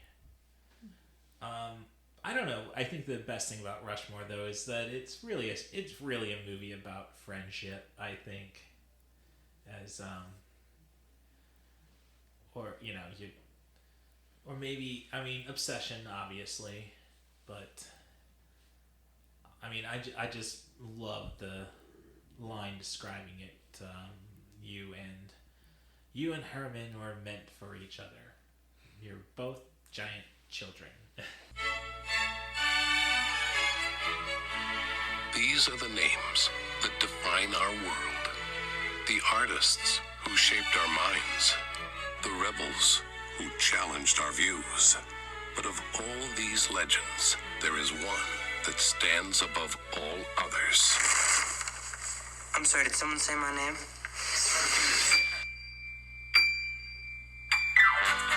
What's the secret, Max? The secret? I think you just gotta find something you love to do and then do it for the rest of your life. For me, it's going to Rushmore. Sharp little guy. He's one of the worst students we've got. We're putting you on what we call sudden death academic probation. Could I see some documentation on that, please? Did you invite that kid to your party? Max Fisher? Come on, Dad, there's gonna be girls there. I'd rather die. Pull your head out of here. Maybe I'm spending too much of my time starting up clubs and putting on plays. It's time, homie. Kiss me, little one. I should probably be trying harder to score chicks. I like your hat. You're a teacher here, aren't you? Oh, I'm so glad you could come. I want you to meet a friend of mine, Peter Flynn, Max Fisher. Hi. Who's this guy? Has it ever crossed your mind that you're far too young for me? I like your nurse's uniform, guy. These are OR scrubs. Oh, are they? I don't know what you see in her. I don't think she's right for you. What's that supposed to be? Hello, Herman. How are you, Rosemary? I know about you and the teacher. Does Max know?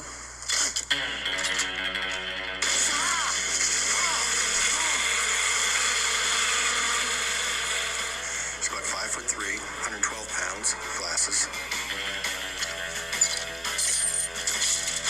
You know, you and Herman deserve each other.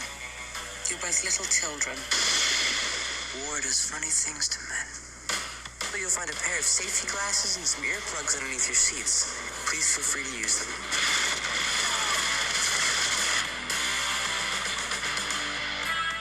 What do you think of Max's latest opus? It's good, but let's hope it's got a happy ending. Rushmore. Thank you very much.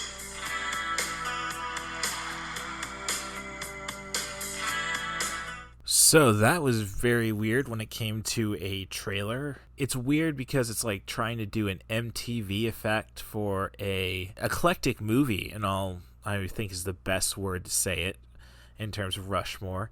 There's no real grunge sounding stuff in that movie. I mean, I think you get John Lennon, Yoko Ono drops, if anything. It isn't Life Aquatic soundtrack-wise, but it's definitely interesting enough, and I don't want it to be confused with all of this hip 90s, late 90s fare.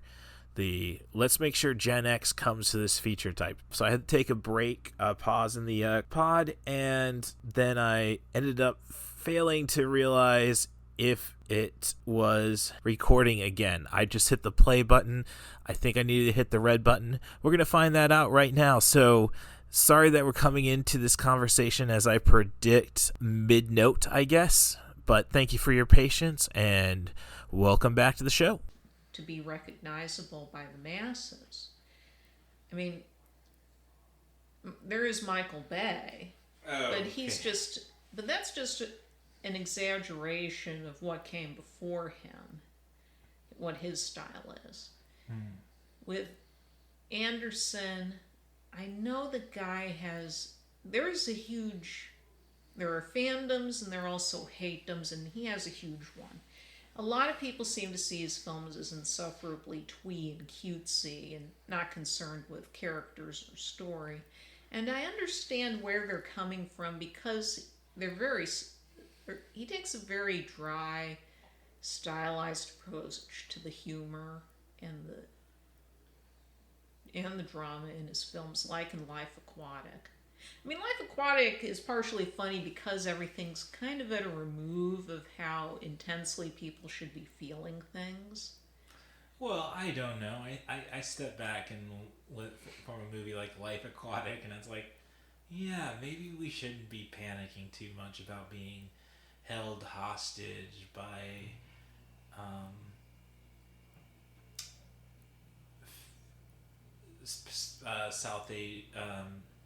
Pacific Island pirates.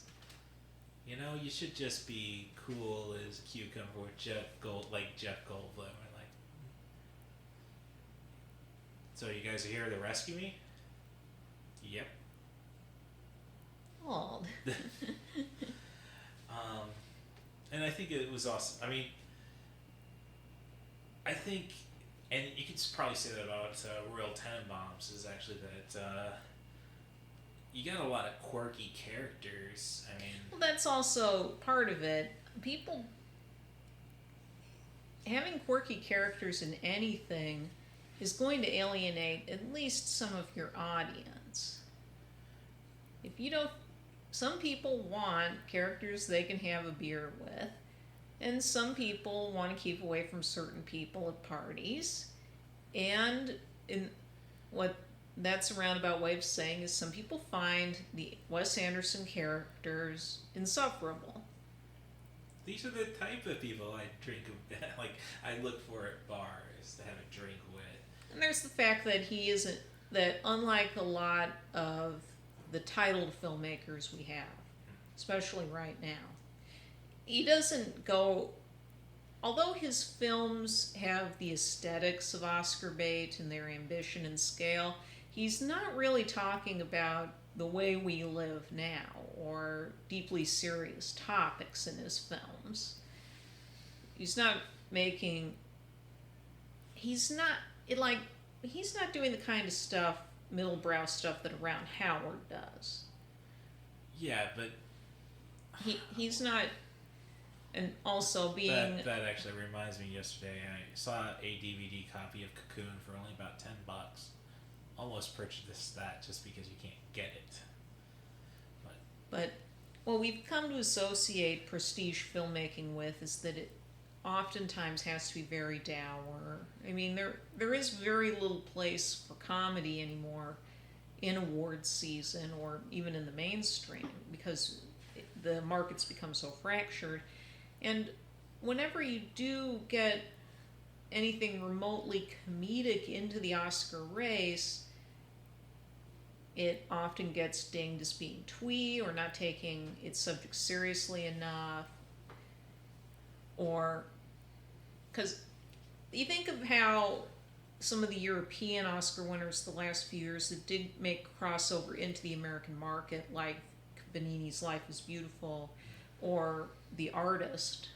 Which I found to be excellent, very charming, and I just Jean Dujardin, I'm just happen to be a fan of after I saw his OSS. Yeah, the guy is huge over there. Oh yeah, and like if you were following international filmmaking, you knew the guy's work. Mm. But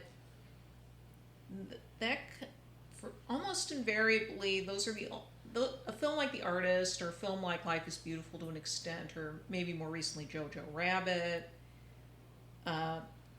Well, you wind up getting invited to get a big backlash for being twee, and if you're doing anything dealing with kind of subjects Life is Beautiful or Jojo Rabbit, well, you'll be opened up and as that you're trivializing something or being even dinged as being outright evil for how you treat the subject matter, that you don't do it in a certain acceptable way. And there's a lot of debate to be had on that. Are there subjects you can really deal with at all? But at the same time, if you try just to do a straight comedy like the kind of comedies that Anderson does, that aren't deeply rooted in what people consider reality and real world concerns, you get accused of focusing on first world problems. I mean, Anderson's movies aren't exactly the most diverse movies on the market. And I think that's another reason people. But the Portuguese Bowie. I think that's one thing that rubs people the wrong way. Is that people don't like focusing on movies about rich white people problems. Well, and in Life Aquatic's defense, there's our protagonist is definitely not rich. That's roughly true, but still, it's quite first world problems, especially, and it goes back to Rushmore, and I think this is actually pretty appropriate now, especially when I may have lost about 10 minutes of conversation. That's definitely, Rushmore is definitely a movie about first world problems. Now, granted, one of your, I guess you would say your protagonist in Jason Schwartzman is definitely trying his best to take it to the rich guy, but he definitely identifies as such, which explains a lot of America, in all honesty. So, I don't know, better ad campaigns, and I think Wes Anderson could probably come across as a conservative hero. That's just bullshit in there. But it does speak to the fact that at a time when the market for mainstream filmmaking as a whole has badly shrunk to the point that a lot of big filmmakers have had to resort to working with streamers to get what they really want to do produced, like Scorsese working with Netflix. And what's seen as acceptable subject matter for whatever crumbs the studios have left that they want to look like they at least superficially care about art. Mm-hmm. And it's virtually impossible for comedy of any kind to thrive in that market. Yeah, I definitely agree with that. I don't know. With that being said, and I just kind of I think really now cinema is going to the movie theater has become a outlet for the disenfranchised, the trivialized, the marginalized. It's like when you go to, say, Northwoods Mall now, there's a lot more ethnic themed places. I say that as in basically, well, they don't get great internet in those areas, so they're the only ones who are really going to be going to the mall to shop now. And I'd say that that might be the case when it comes to streaming and having all the high-end HDTV TVs and high-speed internet and such. And I think I'm just saying, this might play a factor in why we're doing this phony, or the suggestion of phony inclusion. Well, it's possible, but I think that's not something I'm qualified to talk about. No, but just throwing it out there. But I do want to bring up another issue with the backlash against Anderson. I find it interesting that the backlash really began in earnest at a time when mainstream filmmaking really started falling into the cookie cutter IP, intellectual property festival that we have now. He might be if there's one thing Anderson has managed to avoid, it is that he's one of the last indie directors who was able to leap to big studio productions without having to just settle for doing superhero movies or other tentpoles. Well, I mean, Taika Waititi, for the most part, yes, he did Thor Ragnarok, you can't say, but his following film was Jojo Rabbit, and before that it was What We Do in the Shadows. So I'm just saying he keeps busy. He's able to keep busy enough that he at least has something to do, but he's still going to be tied down to have one foot tied down to Disney, and as any filmmaker working in that system ends up being. I mean, Jon Favreau stopped directing the MCU films because he didn't like the way the films basically were just setting up the next installment and the next installment. But he still hasn't done a ton of work outside the Disney fold as yet. Well, he did get Chef in there, and no. Otherwise, no, we're not getting Swingers or Maid or Right, 3. What are we going to get out of Chloe Zhao at this point? I think you're just a little too paranoid on that. She got the Oscar, correct, for Right. Nomadland. Yeah. Which, no offense, you can't sell me on a movie where I was about to say Norm Macdonald. Francine McDormand poops in a coffee can.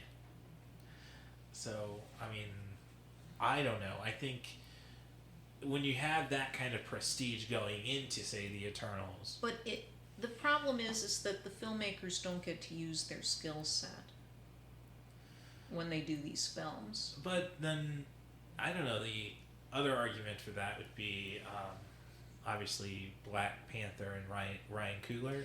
That's another of the few exceptions. The film Twitter folks I hang out with will appreciate what that film or Thor Ragnarok managed to do within some very tight confines. But it still isn't enough, and I think it's Bill Smiley on Twitter who points out, at this point, the major studios are just gobbling up all the good indie directors so they can just churn out factory stuff. I mean, of all the same guy directed the Paddington movies, and the only project anybody could come up with him to do after that as a big studio production is a Willy Wonka prequel. Like, they cannot think of anything else to do. Or Denis Villeneuve, is getting stuck with all these adaptations of niche material like Blade Runner 2049 and Dune. It's not that these films can't be good, but... Well, in his defense, I think this is the type of stuff he's wanted to do. It's true, some of these directors were working up to this sort of thing, but I don't think Chloe Zhao was working her way up to do a C-list Marvel movie. Ripped Kumail Nanjiani is definitely A- list. I'm not talking about the caliber of the actors. I'm talking about... No, I'm saying no, this movie has to be that, or it's like, I'm going to pull a Stewie Griffin. I'm out. We're going into this point where we've pretty much run out of interest. The studios have pretty much run out of any interesting IP. Well, it's going to have to take... What they see it as is IP. They don't yes. see it as stories. No, you're precisely right there. And at the same time, there's not a thriving scene for independent filmmakers, because if you try working with Netflix, you have to have the reputation of a Scorsese to get anything really big out of their resources, because Netflix could just as easily greenlight 10 more Christmas romance movies with the kind of money you might need to pull off a big production. Well, for every one of those you say that, there's always Okja, which was... Bong Joon-ho. And even in those cases, Netflix still is not the kind of exposure you would have had theatrically, and of course, we're still in an evolving situation there. And it's always a hobbled leg when you try to get into the awards competition or what have you when you start on streaming. I mean, more and more filmmakers are accepting that they have to deal with streaming, like Spielberg, as producer at least. But it's a hobbling experience, I would imagine, for some of these filmmakers. And part of the problem is that the places like Netflix or Disney Plus are perfectly happy to keep the content hose flowing. So they greenlight all these cheap productions and TV shows. There are tons of them virtually no one has heard of. Though some do well enough to get more than one season, that they just keep churning out, and they go by virtually unnoticed, or they don't last very long in people's memories.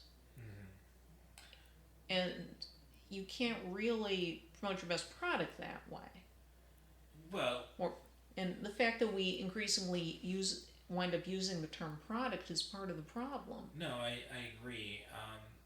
I think the biggest problem with Disney is that, for the last, is it really? Well, let's see. We're almost to the 100th birthday of one. What was the name of the bunny?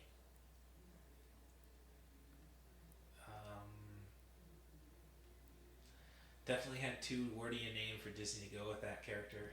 Oswald the Lucky Rabbit. Yes, okay, but no, we're about to the 90th anniversary, the 100th anniversary of the mouse in just 8 years? Yeah, roughly. Right.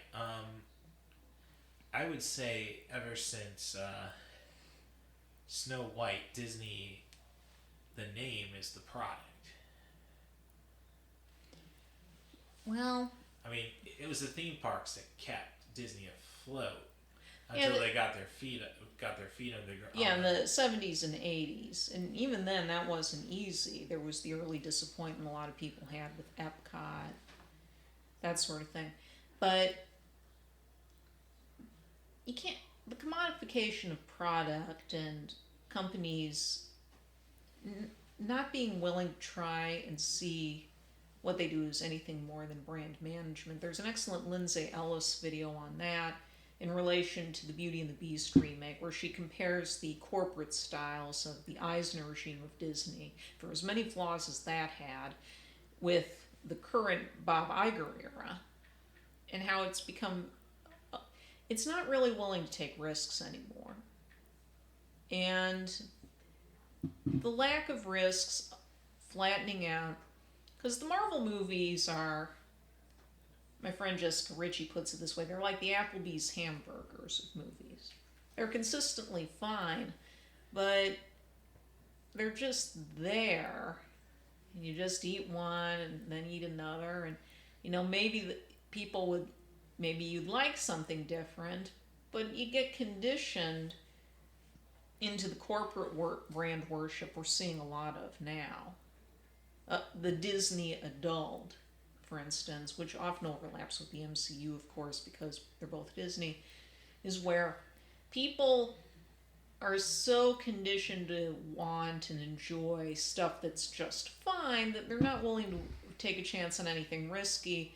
And tying that back to Wes Anderson, it's telling that the backlash against him was coming at a point when franchise filmmaking and a certain sameness quality to everything really started becoming the norm in blockbusters. We don't know how like, as if the mass audience no longer really knows how to respond to anything that isn't homogenized and prepackaged. That's the art is collaborative, of course, but is the vision that a director and their collaborators have that goes down from the lighting to the casting to the acting styles and to the staging. Even people who don't like the DC movies, especially the Snyder movies as a whole, will admit they at least had more imagination in how they staged things and shot things than the Marvel movies have. Like Jessica Ritchie, she likes to say that the Marvel movies all look like they take place in banks. Okay, well, when you bring up Snyder, though, it's like, this is when I was confused when you're saying all the grays of Marvel. It's like, no, if you want a gray world, you go to the Snyderverse. And would I really call him inventive with what he was doing with the... No, I watched them because, hey, I dug Watchmen, I dug 300, and we'll get into it probably tomorrow or with the next episode with when we go into James Gunn, who wrote Dawn of the Dead 2004.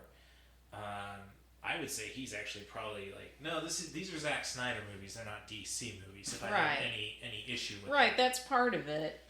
And DC ultimately came to regret that they went all in on Snyder when it became clear that style didn't catch on with a lot of audiences. I'm sorry, Suicide Squad has an Oscar to its credit, so I'm you know what? Screw the mainstream audience. Whoever sits their butt thank down. God It's Friday has an Oscar too, and nobody would call that a great movie. And I know a lot of people love Top Gun, and it has an Oscar. Man, now I'm just going on bad movies with Oscars. But the content-based thing, I love that term. I think Jessica was the first to use it, and maybe not, I don't know. But the content-based thing is a very apt metaphor for how it's coming off these days. I think, no, I'm thinking that, no, I think a lot of these audience, when you say content-based, and it's like, okay, comic book movies, you would hope, are being made for comic book fans, and I'm not the comic book nut that I wish I was. Most people do not read comics. No, and I've had that on stuff. I'd like to try getting Jessica Quaz from Second Chance Movies back on, just so we can talk about, like, no. Superman Dawn of Justice, Batman v Superman Dawn of Justice makes perfect sense to the audience. Like, so, like, it makes sense to me. Like, and I think any comic book fan, and I think that's a good place to go with this. If you're really into the comic books, and if you're one of the rare directors who are actually into that, well, the storytelling, and I don't think it's a content and pace situation. This is just like, I want to come back for more. It's like me wanting a Saw movie every year. You know, maybe if we kept up going with Nightmare on Elm Street movies, regardless how crappy they were getting, I would have wanted that. It's just, that is comfort food. That is not Applebee's. Applebee's is not comfort food. That's discomfort food. That's where you take a first date to if you can't figure out something cool to eat. Try something foreign. That's all I'm going to say. Jessica's talked about this. It's not fair to pick on people who want more than content paste, who maybe want a scratch made bear claw or a nice light salad tossed in vinaigrette, as she's put it. Okay. Salad is not a meal. I'll go there. Of course it's a meal, especially if you put protein on it. Chicken, shrimp. No, the answer is bippity boppity bacon. And no, that's not protein. No matter how much I love that portion. No. And yes, I eat pork rinds. And trying to make something for the fans and enlisting the help of the fans usually ends in tears.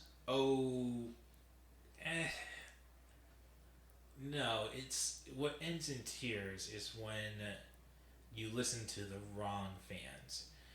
Basically the vocal minority, which is what happened to Star Wars. Well, that's a good example, but then, if anything, the Disney remakes appeal to a silent majority of people who don't have who are completely okay with content paste, so long as it's something familiar. Right, but as I say, that's a totally different. Going and remaking your IP is totally different than, okay, and I'm waiting for next week. If anything, we've gotten a problem with TV and cinema being so, since Game of Thrones, and I'd say to a lesser extent Boardwalk Empire opening that door, which is obviously so opened by The Wired. But what I'm saying is that I think with everything being almost interchangeable now between TV production and films, that I think part of the audience is conditioned to want the next volume. Yes, and that's not necessarily a good thing. But that's like saying, if you can't ever end the narrative properly, the stakes fall flatter. The narrative, and if they all have to be consistent, nobody can do anything distinctive. The narrative ends when your protagonist surprisingly dies of colon cancer. Yeah, that may not have been worth a whim shot, but I'm going for it. But what really kind of throws me, because I think we're just circling around, and it's not as bad. It is that bad. It's not as bad. Is when you go on to this backlash towards Anderson. And again, I think when you say backlash, this is definitely, again, vocal minority stuff. Because, I didn't really rush to Anderson because, yeah, you got Bill Murray, but you kind of seem a little really pretentious to me. I was 21 and I was getting concussed twice a week. The good old days. So the backlash doesn't really affect me much, or I don't even really notice it. And I think a lot of the backlash, again, as I say, internet has been, if anything, we need more inclusivity in Anderson's storytelling, just so we can have a big, scary black guy serve as a bouncer for film Twitter. We got a problem here? No. I was just saying how Martin Scorsese may be smelling his own farts, but you know what? That is fine, because I'm sure he farts potpourri. What I'm saying is that Anderson still has the freedom and has managed to maintain the freedom of doing what he actually wants to do as a filmmaker. I don't imagine a lot of the people who are tied down to stuff like Marvel really want to do those kind of movies. They're making the best of a bad situation, and that's not unusual in any kind of art. I don't think it's the history of art going back to the studio era is full of people. I don't think it's making the best out of a bad situation. This is the only way you're really gonna get your work exposed. Like, if the Eternals knocks out of the ballpark, we're then going to go back to No Man's Land. No, that's something my friends and I have noticed too. People don't go and look at these other other works of these performers and actors. With that said, go and watch Chef. It's got Scarlett Johansson, Jon Favreau. John Leguizamo is awesome, which is another DVD purchase I made today because it seems to be rare. Super Mario Brothers. I want to try to take note how drunk John Leguizamo really was on set. Like, you don't see a big rise in interest in other films these people have made, or even other films these actors have made, because audiences aren't curious enough, and that's part of the problem of the branding and content bubble. It's intentionally there to make you curious. I find it ironic that now, Warner Brothers merged with the Discovery Networks and all that. Yeah. Under the Time banner, it's like Warner Discovery or something is the new company name. And I said on Twitter, that's as ironic a name as there is when you consider that all they want to do is keep you watching their products and their movies and shows and not anybody else's. It works completely against the concept of discovering things. And Disney has this problem too. What have we really discovered from Discovery in the last 15 years? You can make jokes, but those shows Aliens. Sorry, I did the I know it's an audio concept, doing the freaky guy with the hair and the hands by his face doesn't work. No, I guess Wes Anderson. Now we're getting into awful hypotheticals. Just plain awful hypotheticals. If he did a franchise picture, I think we would go back to. There was a Saturday Night Live parody that wondered how he'd do a horror movie. Well, I'm sure he could, though.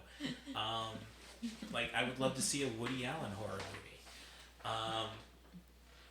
What I'm getting at is, at least with these directors, Rushmore ends kind of bittersweet. You realize who you really are. If then the case of Fitz, you realize that you just got to be happy growing up, and with Herman, you just gotta quit hating yourself. What I'm saying is, if Anderson was to do, say, franchise fair, that he's got subject, he has movies, he even does it better than Allen, where, you know what, I'm not going to, take Ryan Coogler, for example. All right, have I watched Creed or Fruitvale Station? No. Creed, I'm sorry, I'm on Team Rocky 5, was good.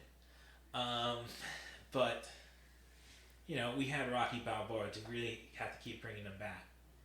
And from what I've heard, yes. So, yeah, I'm going to get around to Creed. Fruitvale Station, I remember that story in real life. That's going to be a downer. So it's kind of I think that might be part of the problem. Taika Waititi, he doesn't have any downers. He's got misunderstood Nazi movies, but no downers. And I think, I don't know, I really need to see Jojo Rabbit now with all of this, because I don't think Oscar is dumb enough to go and suggest movies to watch if they don't think that regular people can discern that, hey, we're not glorifying Hitler here. And that's where I'll go with that one. But the worst thing that happened in Grand Budapest Hotel is the epilogue where, they shot him on sight. And it's kind of no, I think he would have liked going down that way. Well, the point is that you'll never know if you like something or not unless you try it. What's wrong? There's nothing wrong with being curious. Green apple Skittles basically told me never to trust the color green. I guess you could say, oh, well, you tried them. No. I have done this a lot of times. I've had some surprising disappointments, and I've had some surprising opening ups.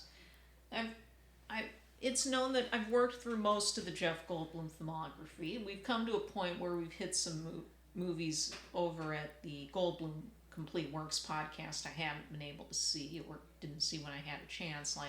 He has a 5-second cameo in Incident at Loch Ness that I should have covered when I had the chance. But going into all those different Goldblum movies, and plenty of them are duds on the whole. I didn't care if really Igby goes down that much. But it also got me able to at least sample filmmakers like Joan Micklin Silver or Philip Kaufman or Paul Schrader more than I had before. And that's a good thing. At least if I don't enjoy something, I at least have the comfort of knowing a little more about what I'm talking about and being able to better defend my opinions about what really matters to me against what doesn't matter, and to appreciate things more. I think that's part of what being a film hobbyist ought to be. Well, no, and aside from me being anti-vegetable, I do agree with the sentiment, and I'm glad you found Jeff Goldblum to be your path to that kind of exposure. And what I would say, though, is, like, rarely do I get to see, and maybe this is what you're getting at, that I get to see these directors do anything before they get into the mainstream. But that is just the flaw of independent cinema, is that you can't go and do that. You don't get the exposure. I don't think it's the machine's fault. And, like, so no, I haven't gone back and seen Ryan Coogler's complete works, but it's something that I mean to do. And I have to thank the Marvel Universe for that. Now, I think what we're getting at is people, like, the difference between an Applebee's burger and genuine comfort food. I mean, genuine comfort food is nothing but indulgence. An Applebee's burger is just where are we going to eat type thing. And personally, I hate Americana food for that. Chili sucks too. What's wrong with chili? Okay, the sauce on their boneless wings sucks, and then never mind the fact your boneless wings are pretty much just breading.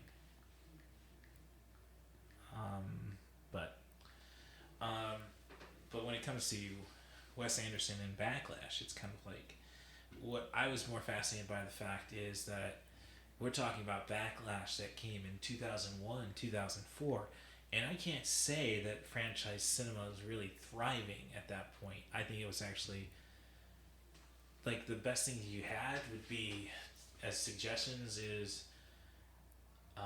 the concept of we must do trilogies, and The Matrix 2 and 3, which are all right movies. 3 is better than 2. And the Pirates franchise. And otherwise, the only other IP would be, at that time, I'd say the American Pie series. And I'm trying to revive Superman again.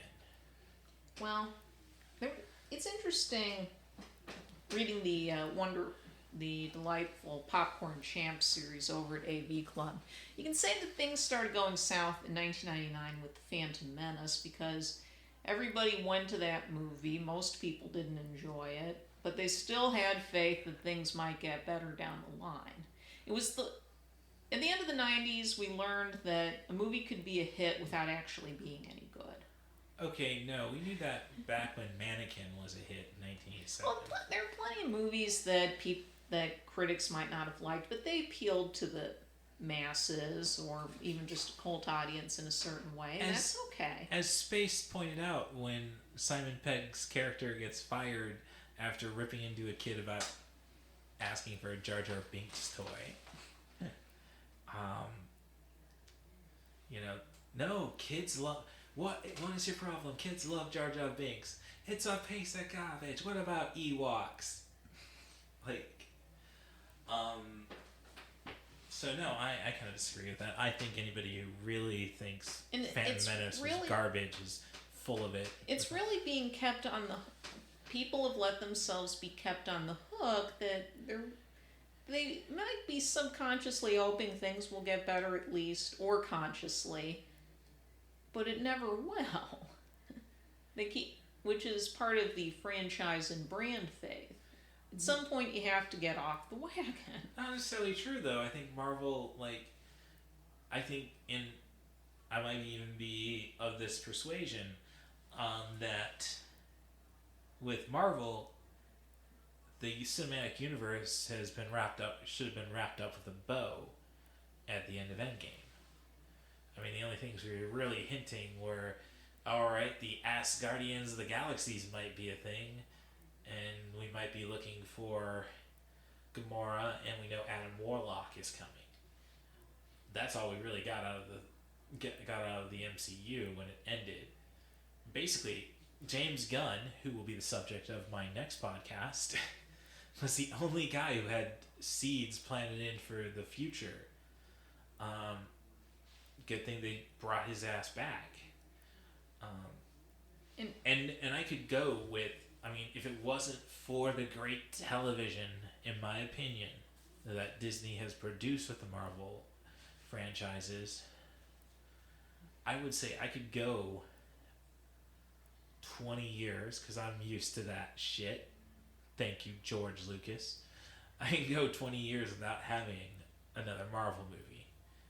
But I think my position is definitely in the minority.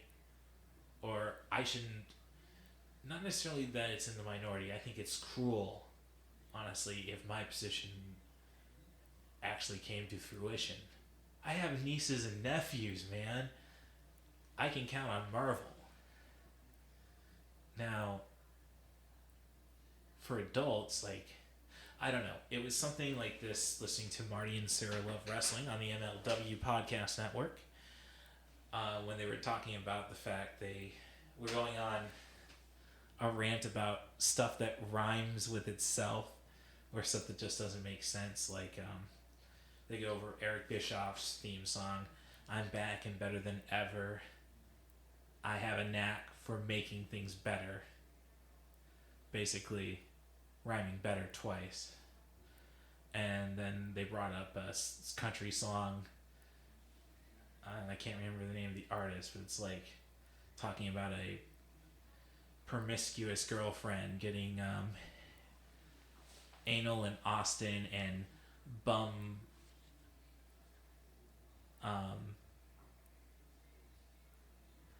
action in Boston.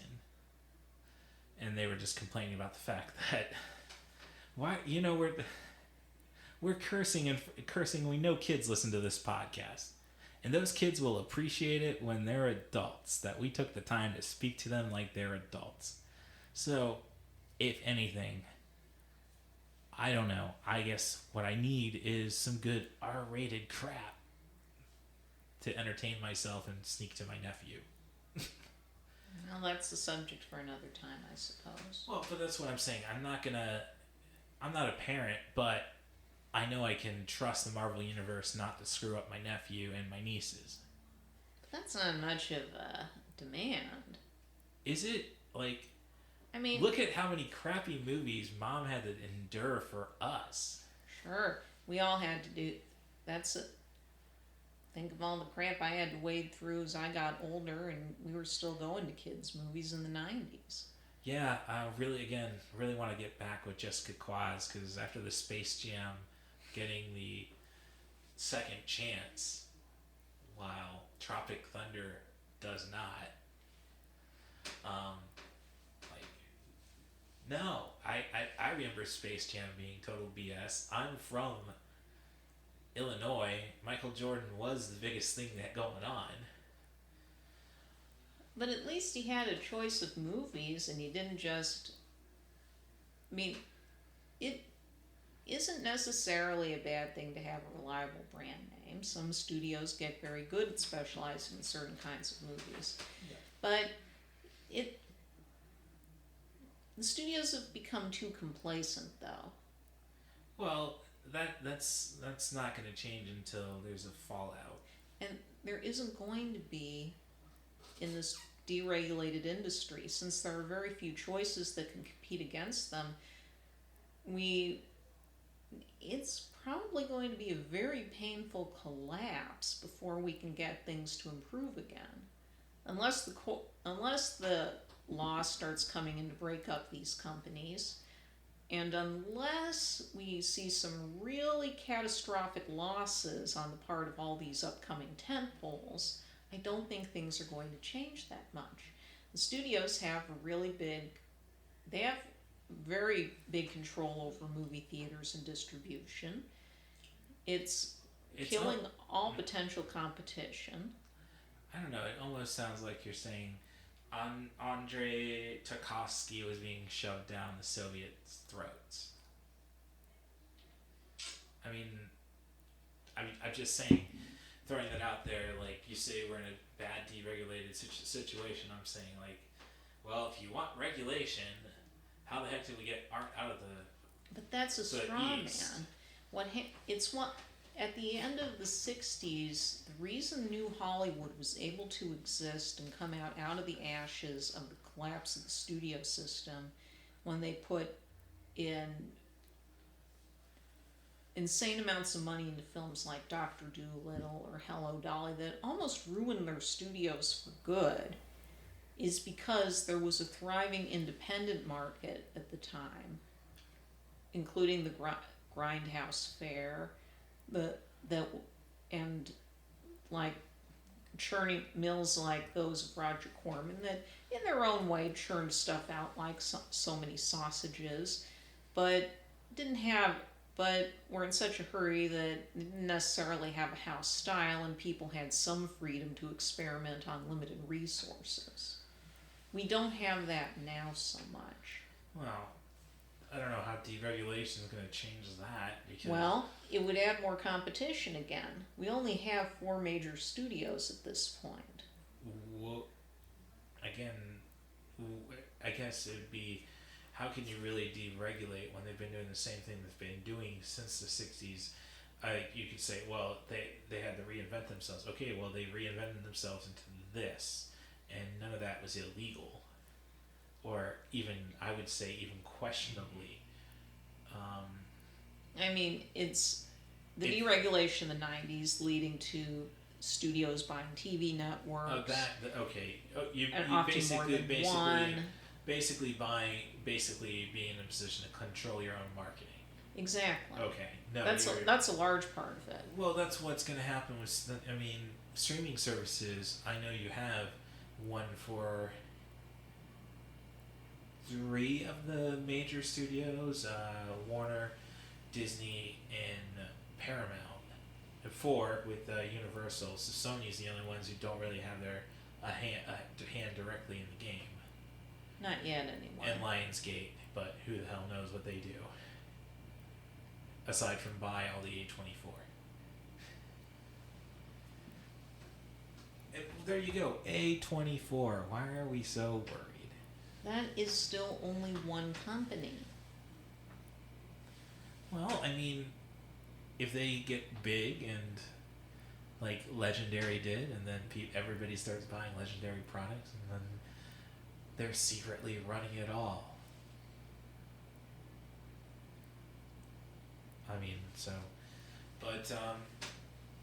So I guess since we're not really talking about the movies of Wes Anderson, I'm sorry, but no. That's not a bad thing. That's not a bad thing. I guess I should have jumped in this earlier, but who knows? It may have been in that 10-minute section, and who knows? That might even be longer. I just noticed the red dot wasn't on. When you go to about comedies and Best Picture, you had The Artist, which I would essentially call a comedy. At least I would say it's closer to a comedy musical, straight up drama. And then you had, so a lot of people angry that won the Oscar, I know that. And then you had 2015 though, where the Oscar was won by a comedy, and you also had a comedy underneath it in the Best Picture race being The Grand Budapest Hotel. If you see where I'm going at, I think Wes Anderson happened to just be at a great time with Grand Budapest Hotel, because I would consider Birdman to be a comedy. My take, a comedy brilliantly directed, and a style that I don't see anybody ever going to be able to recapture. Sorry, Dunkirk. Sam Mendes, you got your Oscar. I don't feel too bad for you. So I don't know. You say a lot about the backlash towards him is just being very glib. Well, it's a bad sign of things to come. Well, I in don't. hindsight.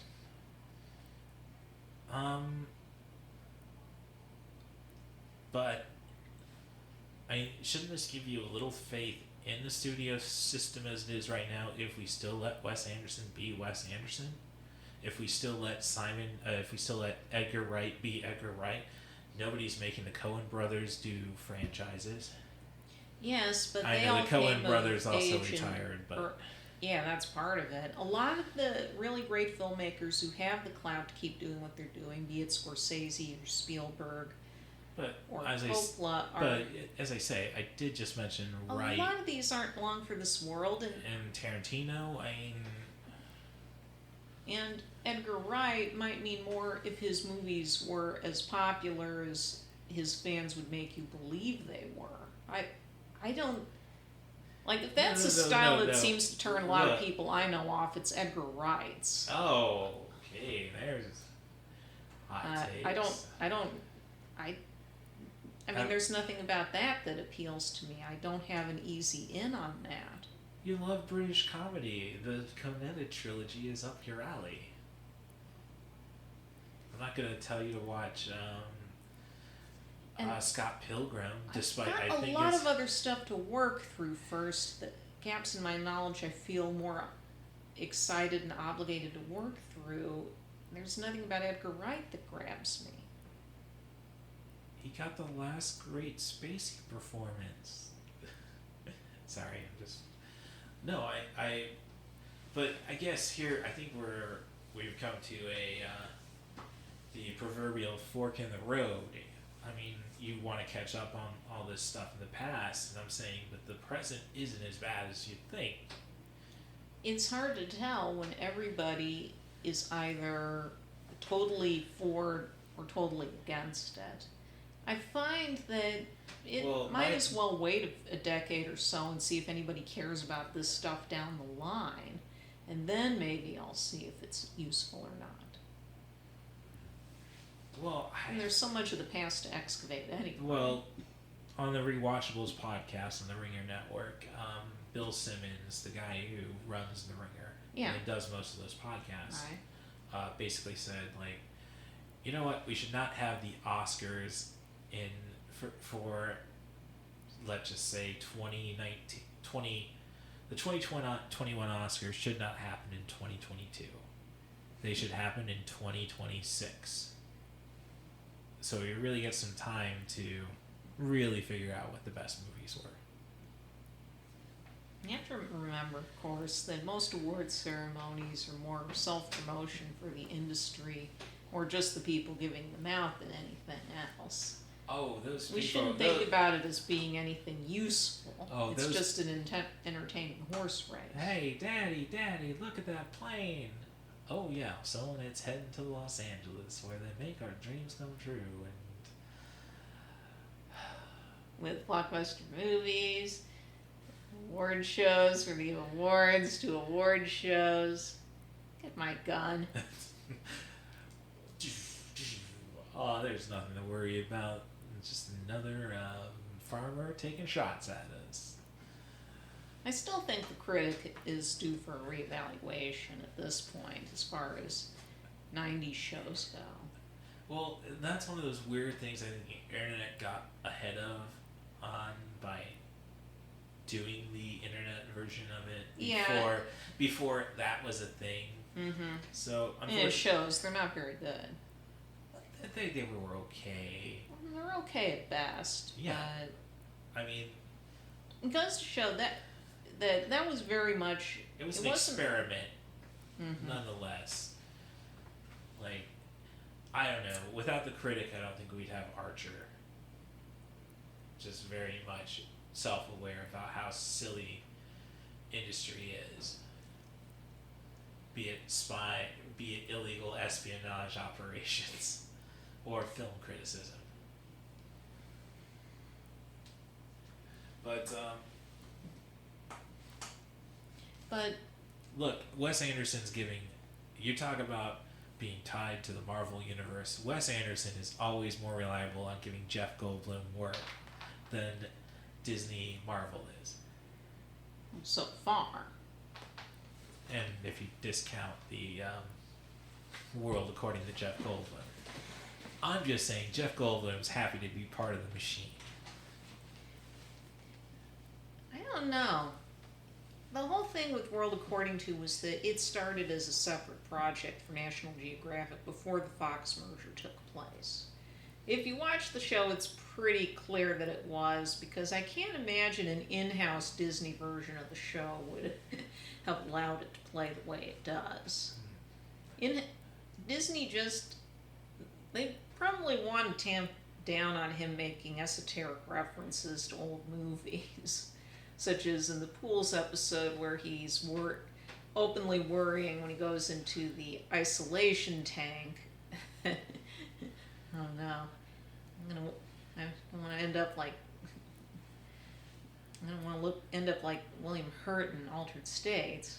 Hi, Bill. Stuff like that. There's a director I really need to follow up more, Alex Proxis. I mean, Dark City, The Crow. And I didn't really give anything after those. I don't know, that's a weird thing, and I think that kind of plays in, again, bringing back to Wes Anderson. Like Wes Anderson's 2 animated features were done at Fox, and they are on Disney Plus now, and you don't see Disney Plus pushing those movies, even though they're excellent animated features. I don't really see Disney Plus pushing anything that isn't immediate or very recent. Well, no, they don't, and that's part of their problem. Well, You'd think that this would be a great opportunity to push these movies, because as excellent as they were, the fact that American animation audiences are so limited in terms of what they see as acceptable or how they want such a film to, how they expect such a film to work, they weren't ready for what Anderson's style.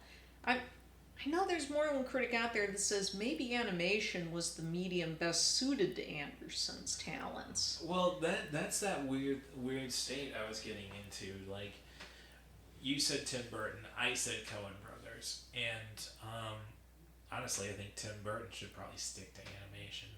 But he's all... I would consider Tim Burton, for the most part, to be all style now. While Anderson, at least, again, you got to get through his thick dialogue to really be and absorb it all, for that to really get through. Well, that's because Burton became a director for hire around the time of the Alice in Wonderland film he did for Disney. That's not the project of a filmmaker who goes into that. Well, I would definitely say no. He was a real vision in mind. Well, I would say that go all the way back to Sleepy Hollow. I didn't really think that had the vision. It is true that a few of his post-Mars Attacks films had already felt more like Planet of the Apes, taking advantage of his style rather than him really doing anything with the material. Yeah.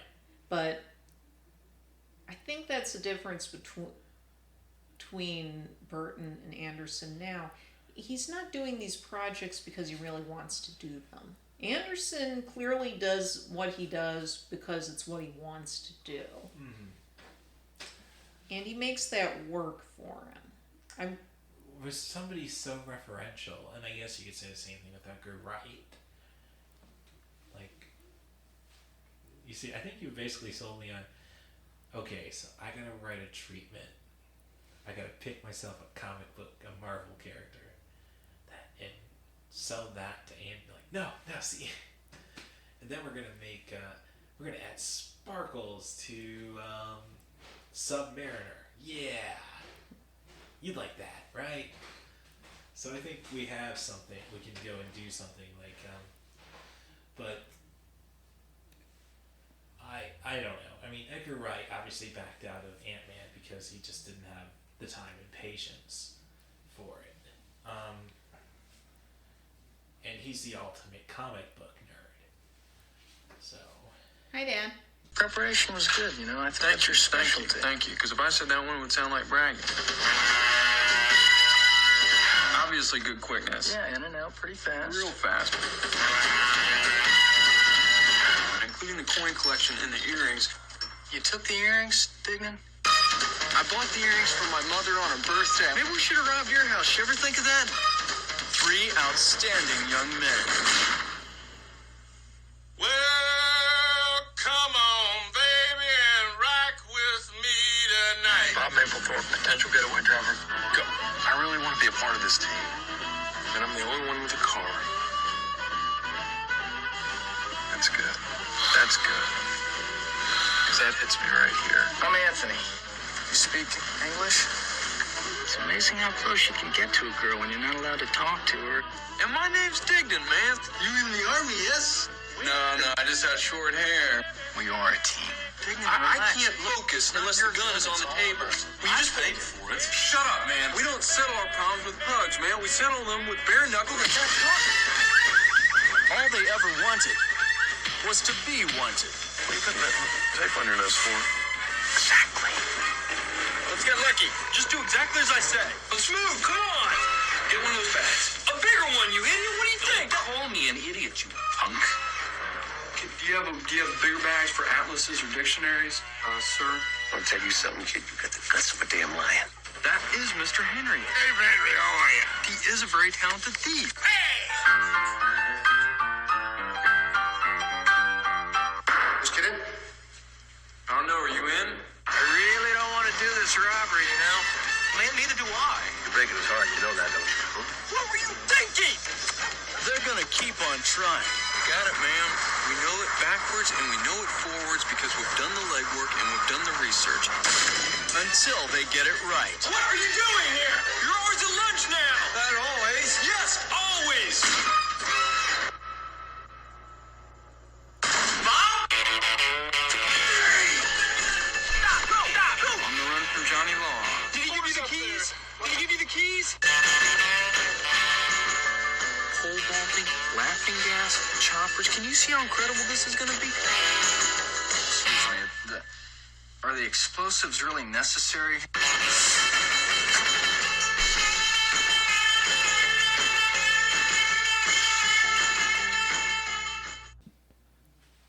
Just had a little diversion with our father figure talking about aging, honestly. Not to mention Rory's schedule, but I did need to know when I'm supposed to expect stuff up me bum in the name of health.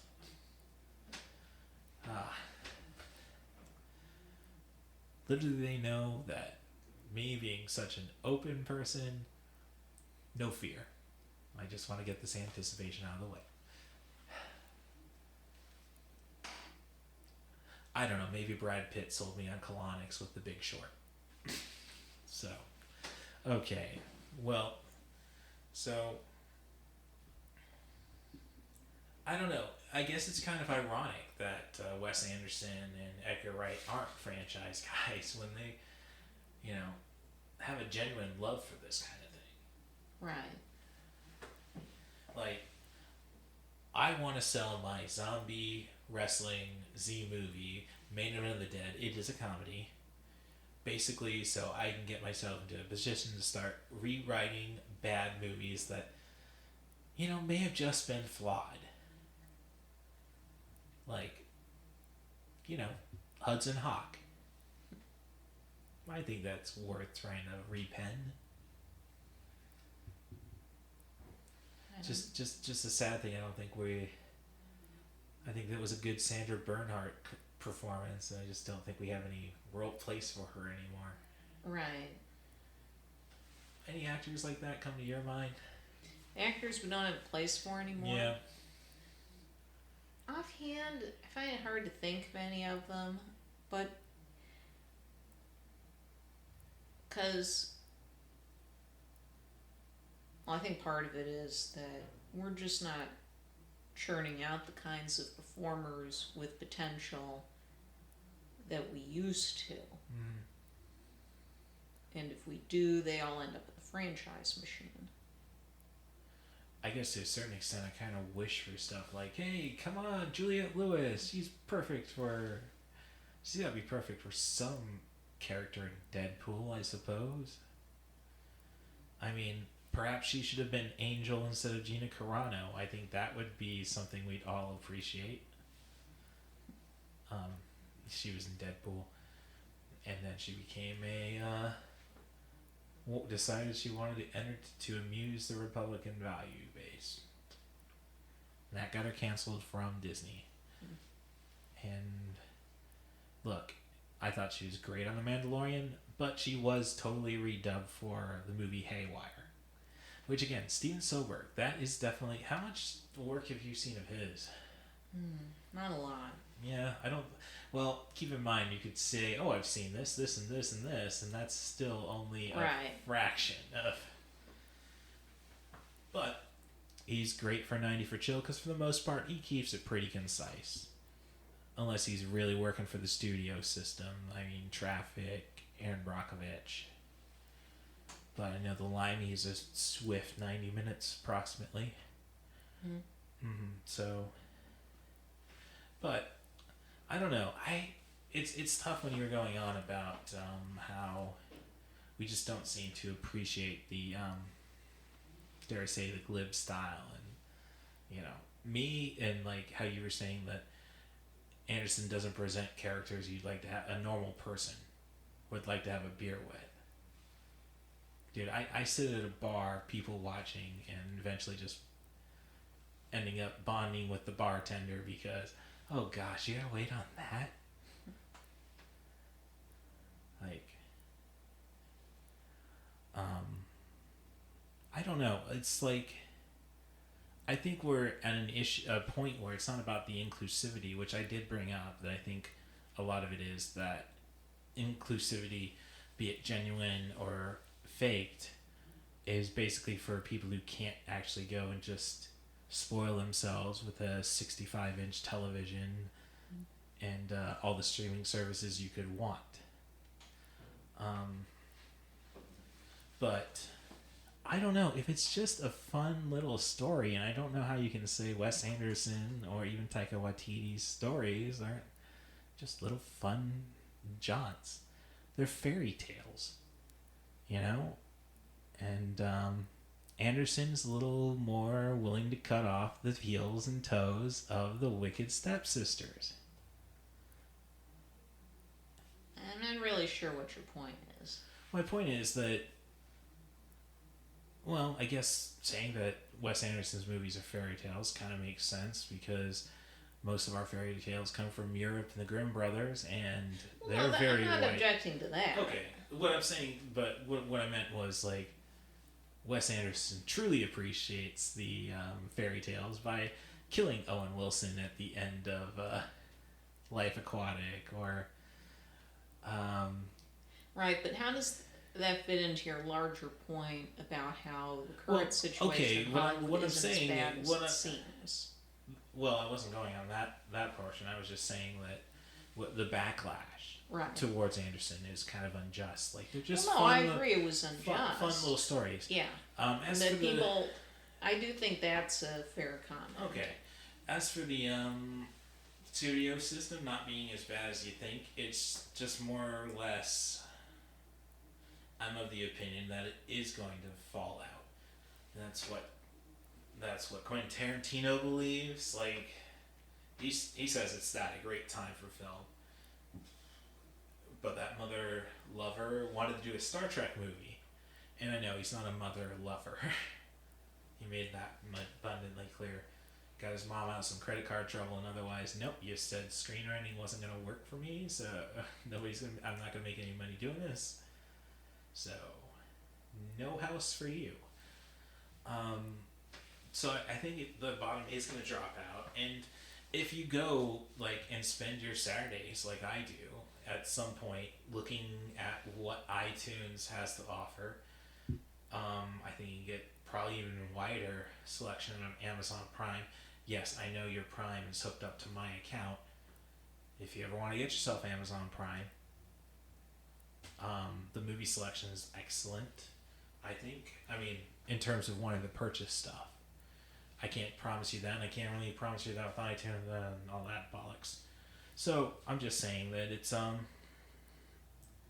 there's a lot of good stuff out there, and you can just totally avoid all of this. This is, again, why I find myself ironic when it comes to the internet as my medium, and I could care less about what film Twitter actually says. If I can get a like, or if I can get a little heart mark for posting a blog about a blog for Future World. Right. You know, I think, and again, Ralph Breaks the Internet, probably a 2.5, 2-star movie at best, but it did remind me, never read the comments section.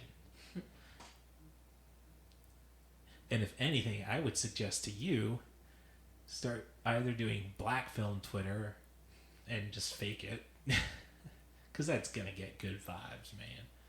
Or do, what did they call the news program on South Park? The quest for ratings.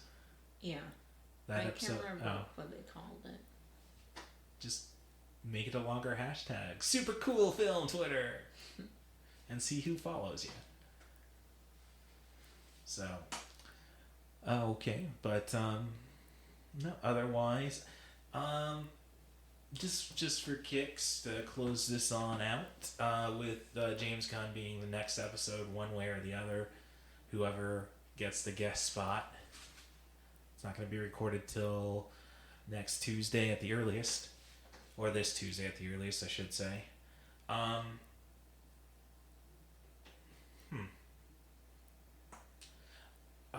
What's your real thoughts on James Gunn? Because he definitely had his weird stuff before it's almost ironic that he's a superhero movie director when Super is definitely the anti-superhero movie. The only film of his I've seen is The Suicide Squad. I can't say I have a full opinion on the guy. Oh, well, you got to give it's Guardians just kind of there.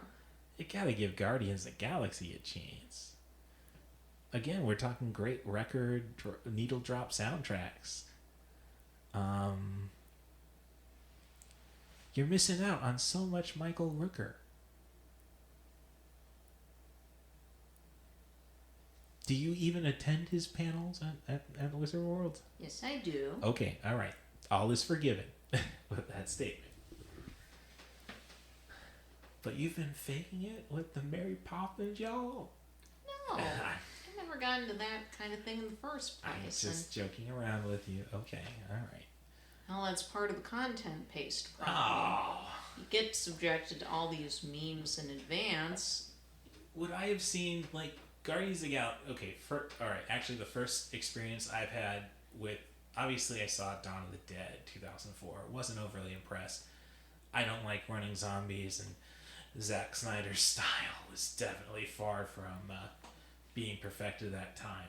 And I think with Suicide Squad, he was appealing to the audience who did not like Dawn of the Dead by immediately using the Jim Carroll band's People Who Died song, which he uses in the credits of Dawn of the Dead, and opening with Johnny Cash, which Dawn of the Dead did.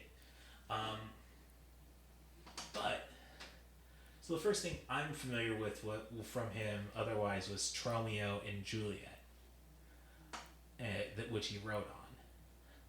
And then I would say, if it wasn't for the Marvel Universe, I would not have gone back and watched Slither. And as I say, Super.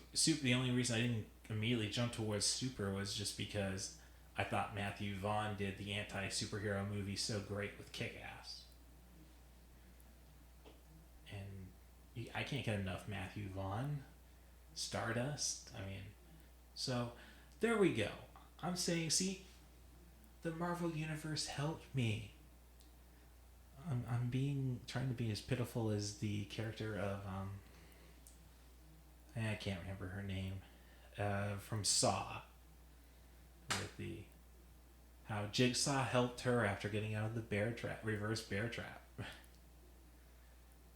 The Marvel Universe helped me. I'm a better moviegoer because of the Marvel Universe. So, I'm just joking around with that, though. So about how many movies do you put up about a week, I'd say, at letterbox.com/ThePoeticCritic. Maybe 2 or 3 at this point. Okay. It's trickled down of late. Well, that's no problem with that. And you're still being... Obviously, you have a Twitter account if you're following Film Twitter. And, I mean, if you don't want to give that out, I'm totally cool with that. So, hashtag Film Twitter if you want to try finding The Poetic Critic there. Let me run some... Don't use the hashtag Film Twitter. I don't know where you come from on this. How do you find Film Twitter then? I keep in touch with friends who post about film. Yeah, but that's how you're supposed to find everything, right? Just putting the film, Twitter in the search bar, and you can do it that way. See, I don't have a lot of friends. Thank you, Rory. I mean, I don't have people as cool as Let Me Get This Down Right, Bill Smiley, Jessica Ritchie, Lindsay Ellis. I'm not really into Lindsay Ellis that much. Okay, well, I've kind of broken away from the video. I'm not really big on video essay, folks. I've kind of fallen out of interest in most of them. Oh, no, I'm totally... I don't, Okay, maybe my coworker sitting next to me watching video essays on how I'm not a racist, while being homophobic and racist, has really soured me on those videos. I can go on a binge on What Culture about anything from them, video games, wrestling, Star Wars. But, they're list videos for the most part. But I love podcasts because I listen to them in the car primarily. Mm-hmm. So it's kind of like, you don't want me reading and driving, in other words. So I'm a big fan of the written word more than anything. So you can find all of my written word at maineventofthedead.com. That's MAINEVENTOFDEAD.com. And you can follow me on Twitter at CatBusRuss. That's at CatBusRuss. And if you'd like to be a guest on 90 for Chill, the podcast, or perhaps want a treatment of my screenplay, Man of the Event of the Dead, you can contact me via email at russthebus07@gmail.com. That's RUSSTHEBUS07@gmail.com. Or send me a direct message again. The Twitter handle is at CatBusRuss. Well, thank you very much. We will kill the mouse someday, Rory. As she was showing me duck videos. She's a double agent. I'm trying to come up with something really illiterate, like Disney, double, duck agent. I don't know. But thanks again, though, for coming through for me again, doing me a solid. No problem. All right, and as I say, next week will be James Gunn, one way or the other. Thanks again for returning to this, and have yourselves a good night. Am I hitting the applause button? Only you will know. I didn't hit it long enough. Can I hear a wahoo?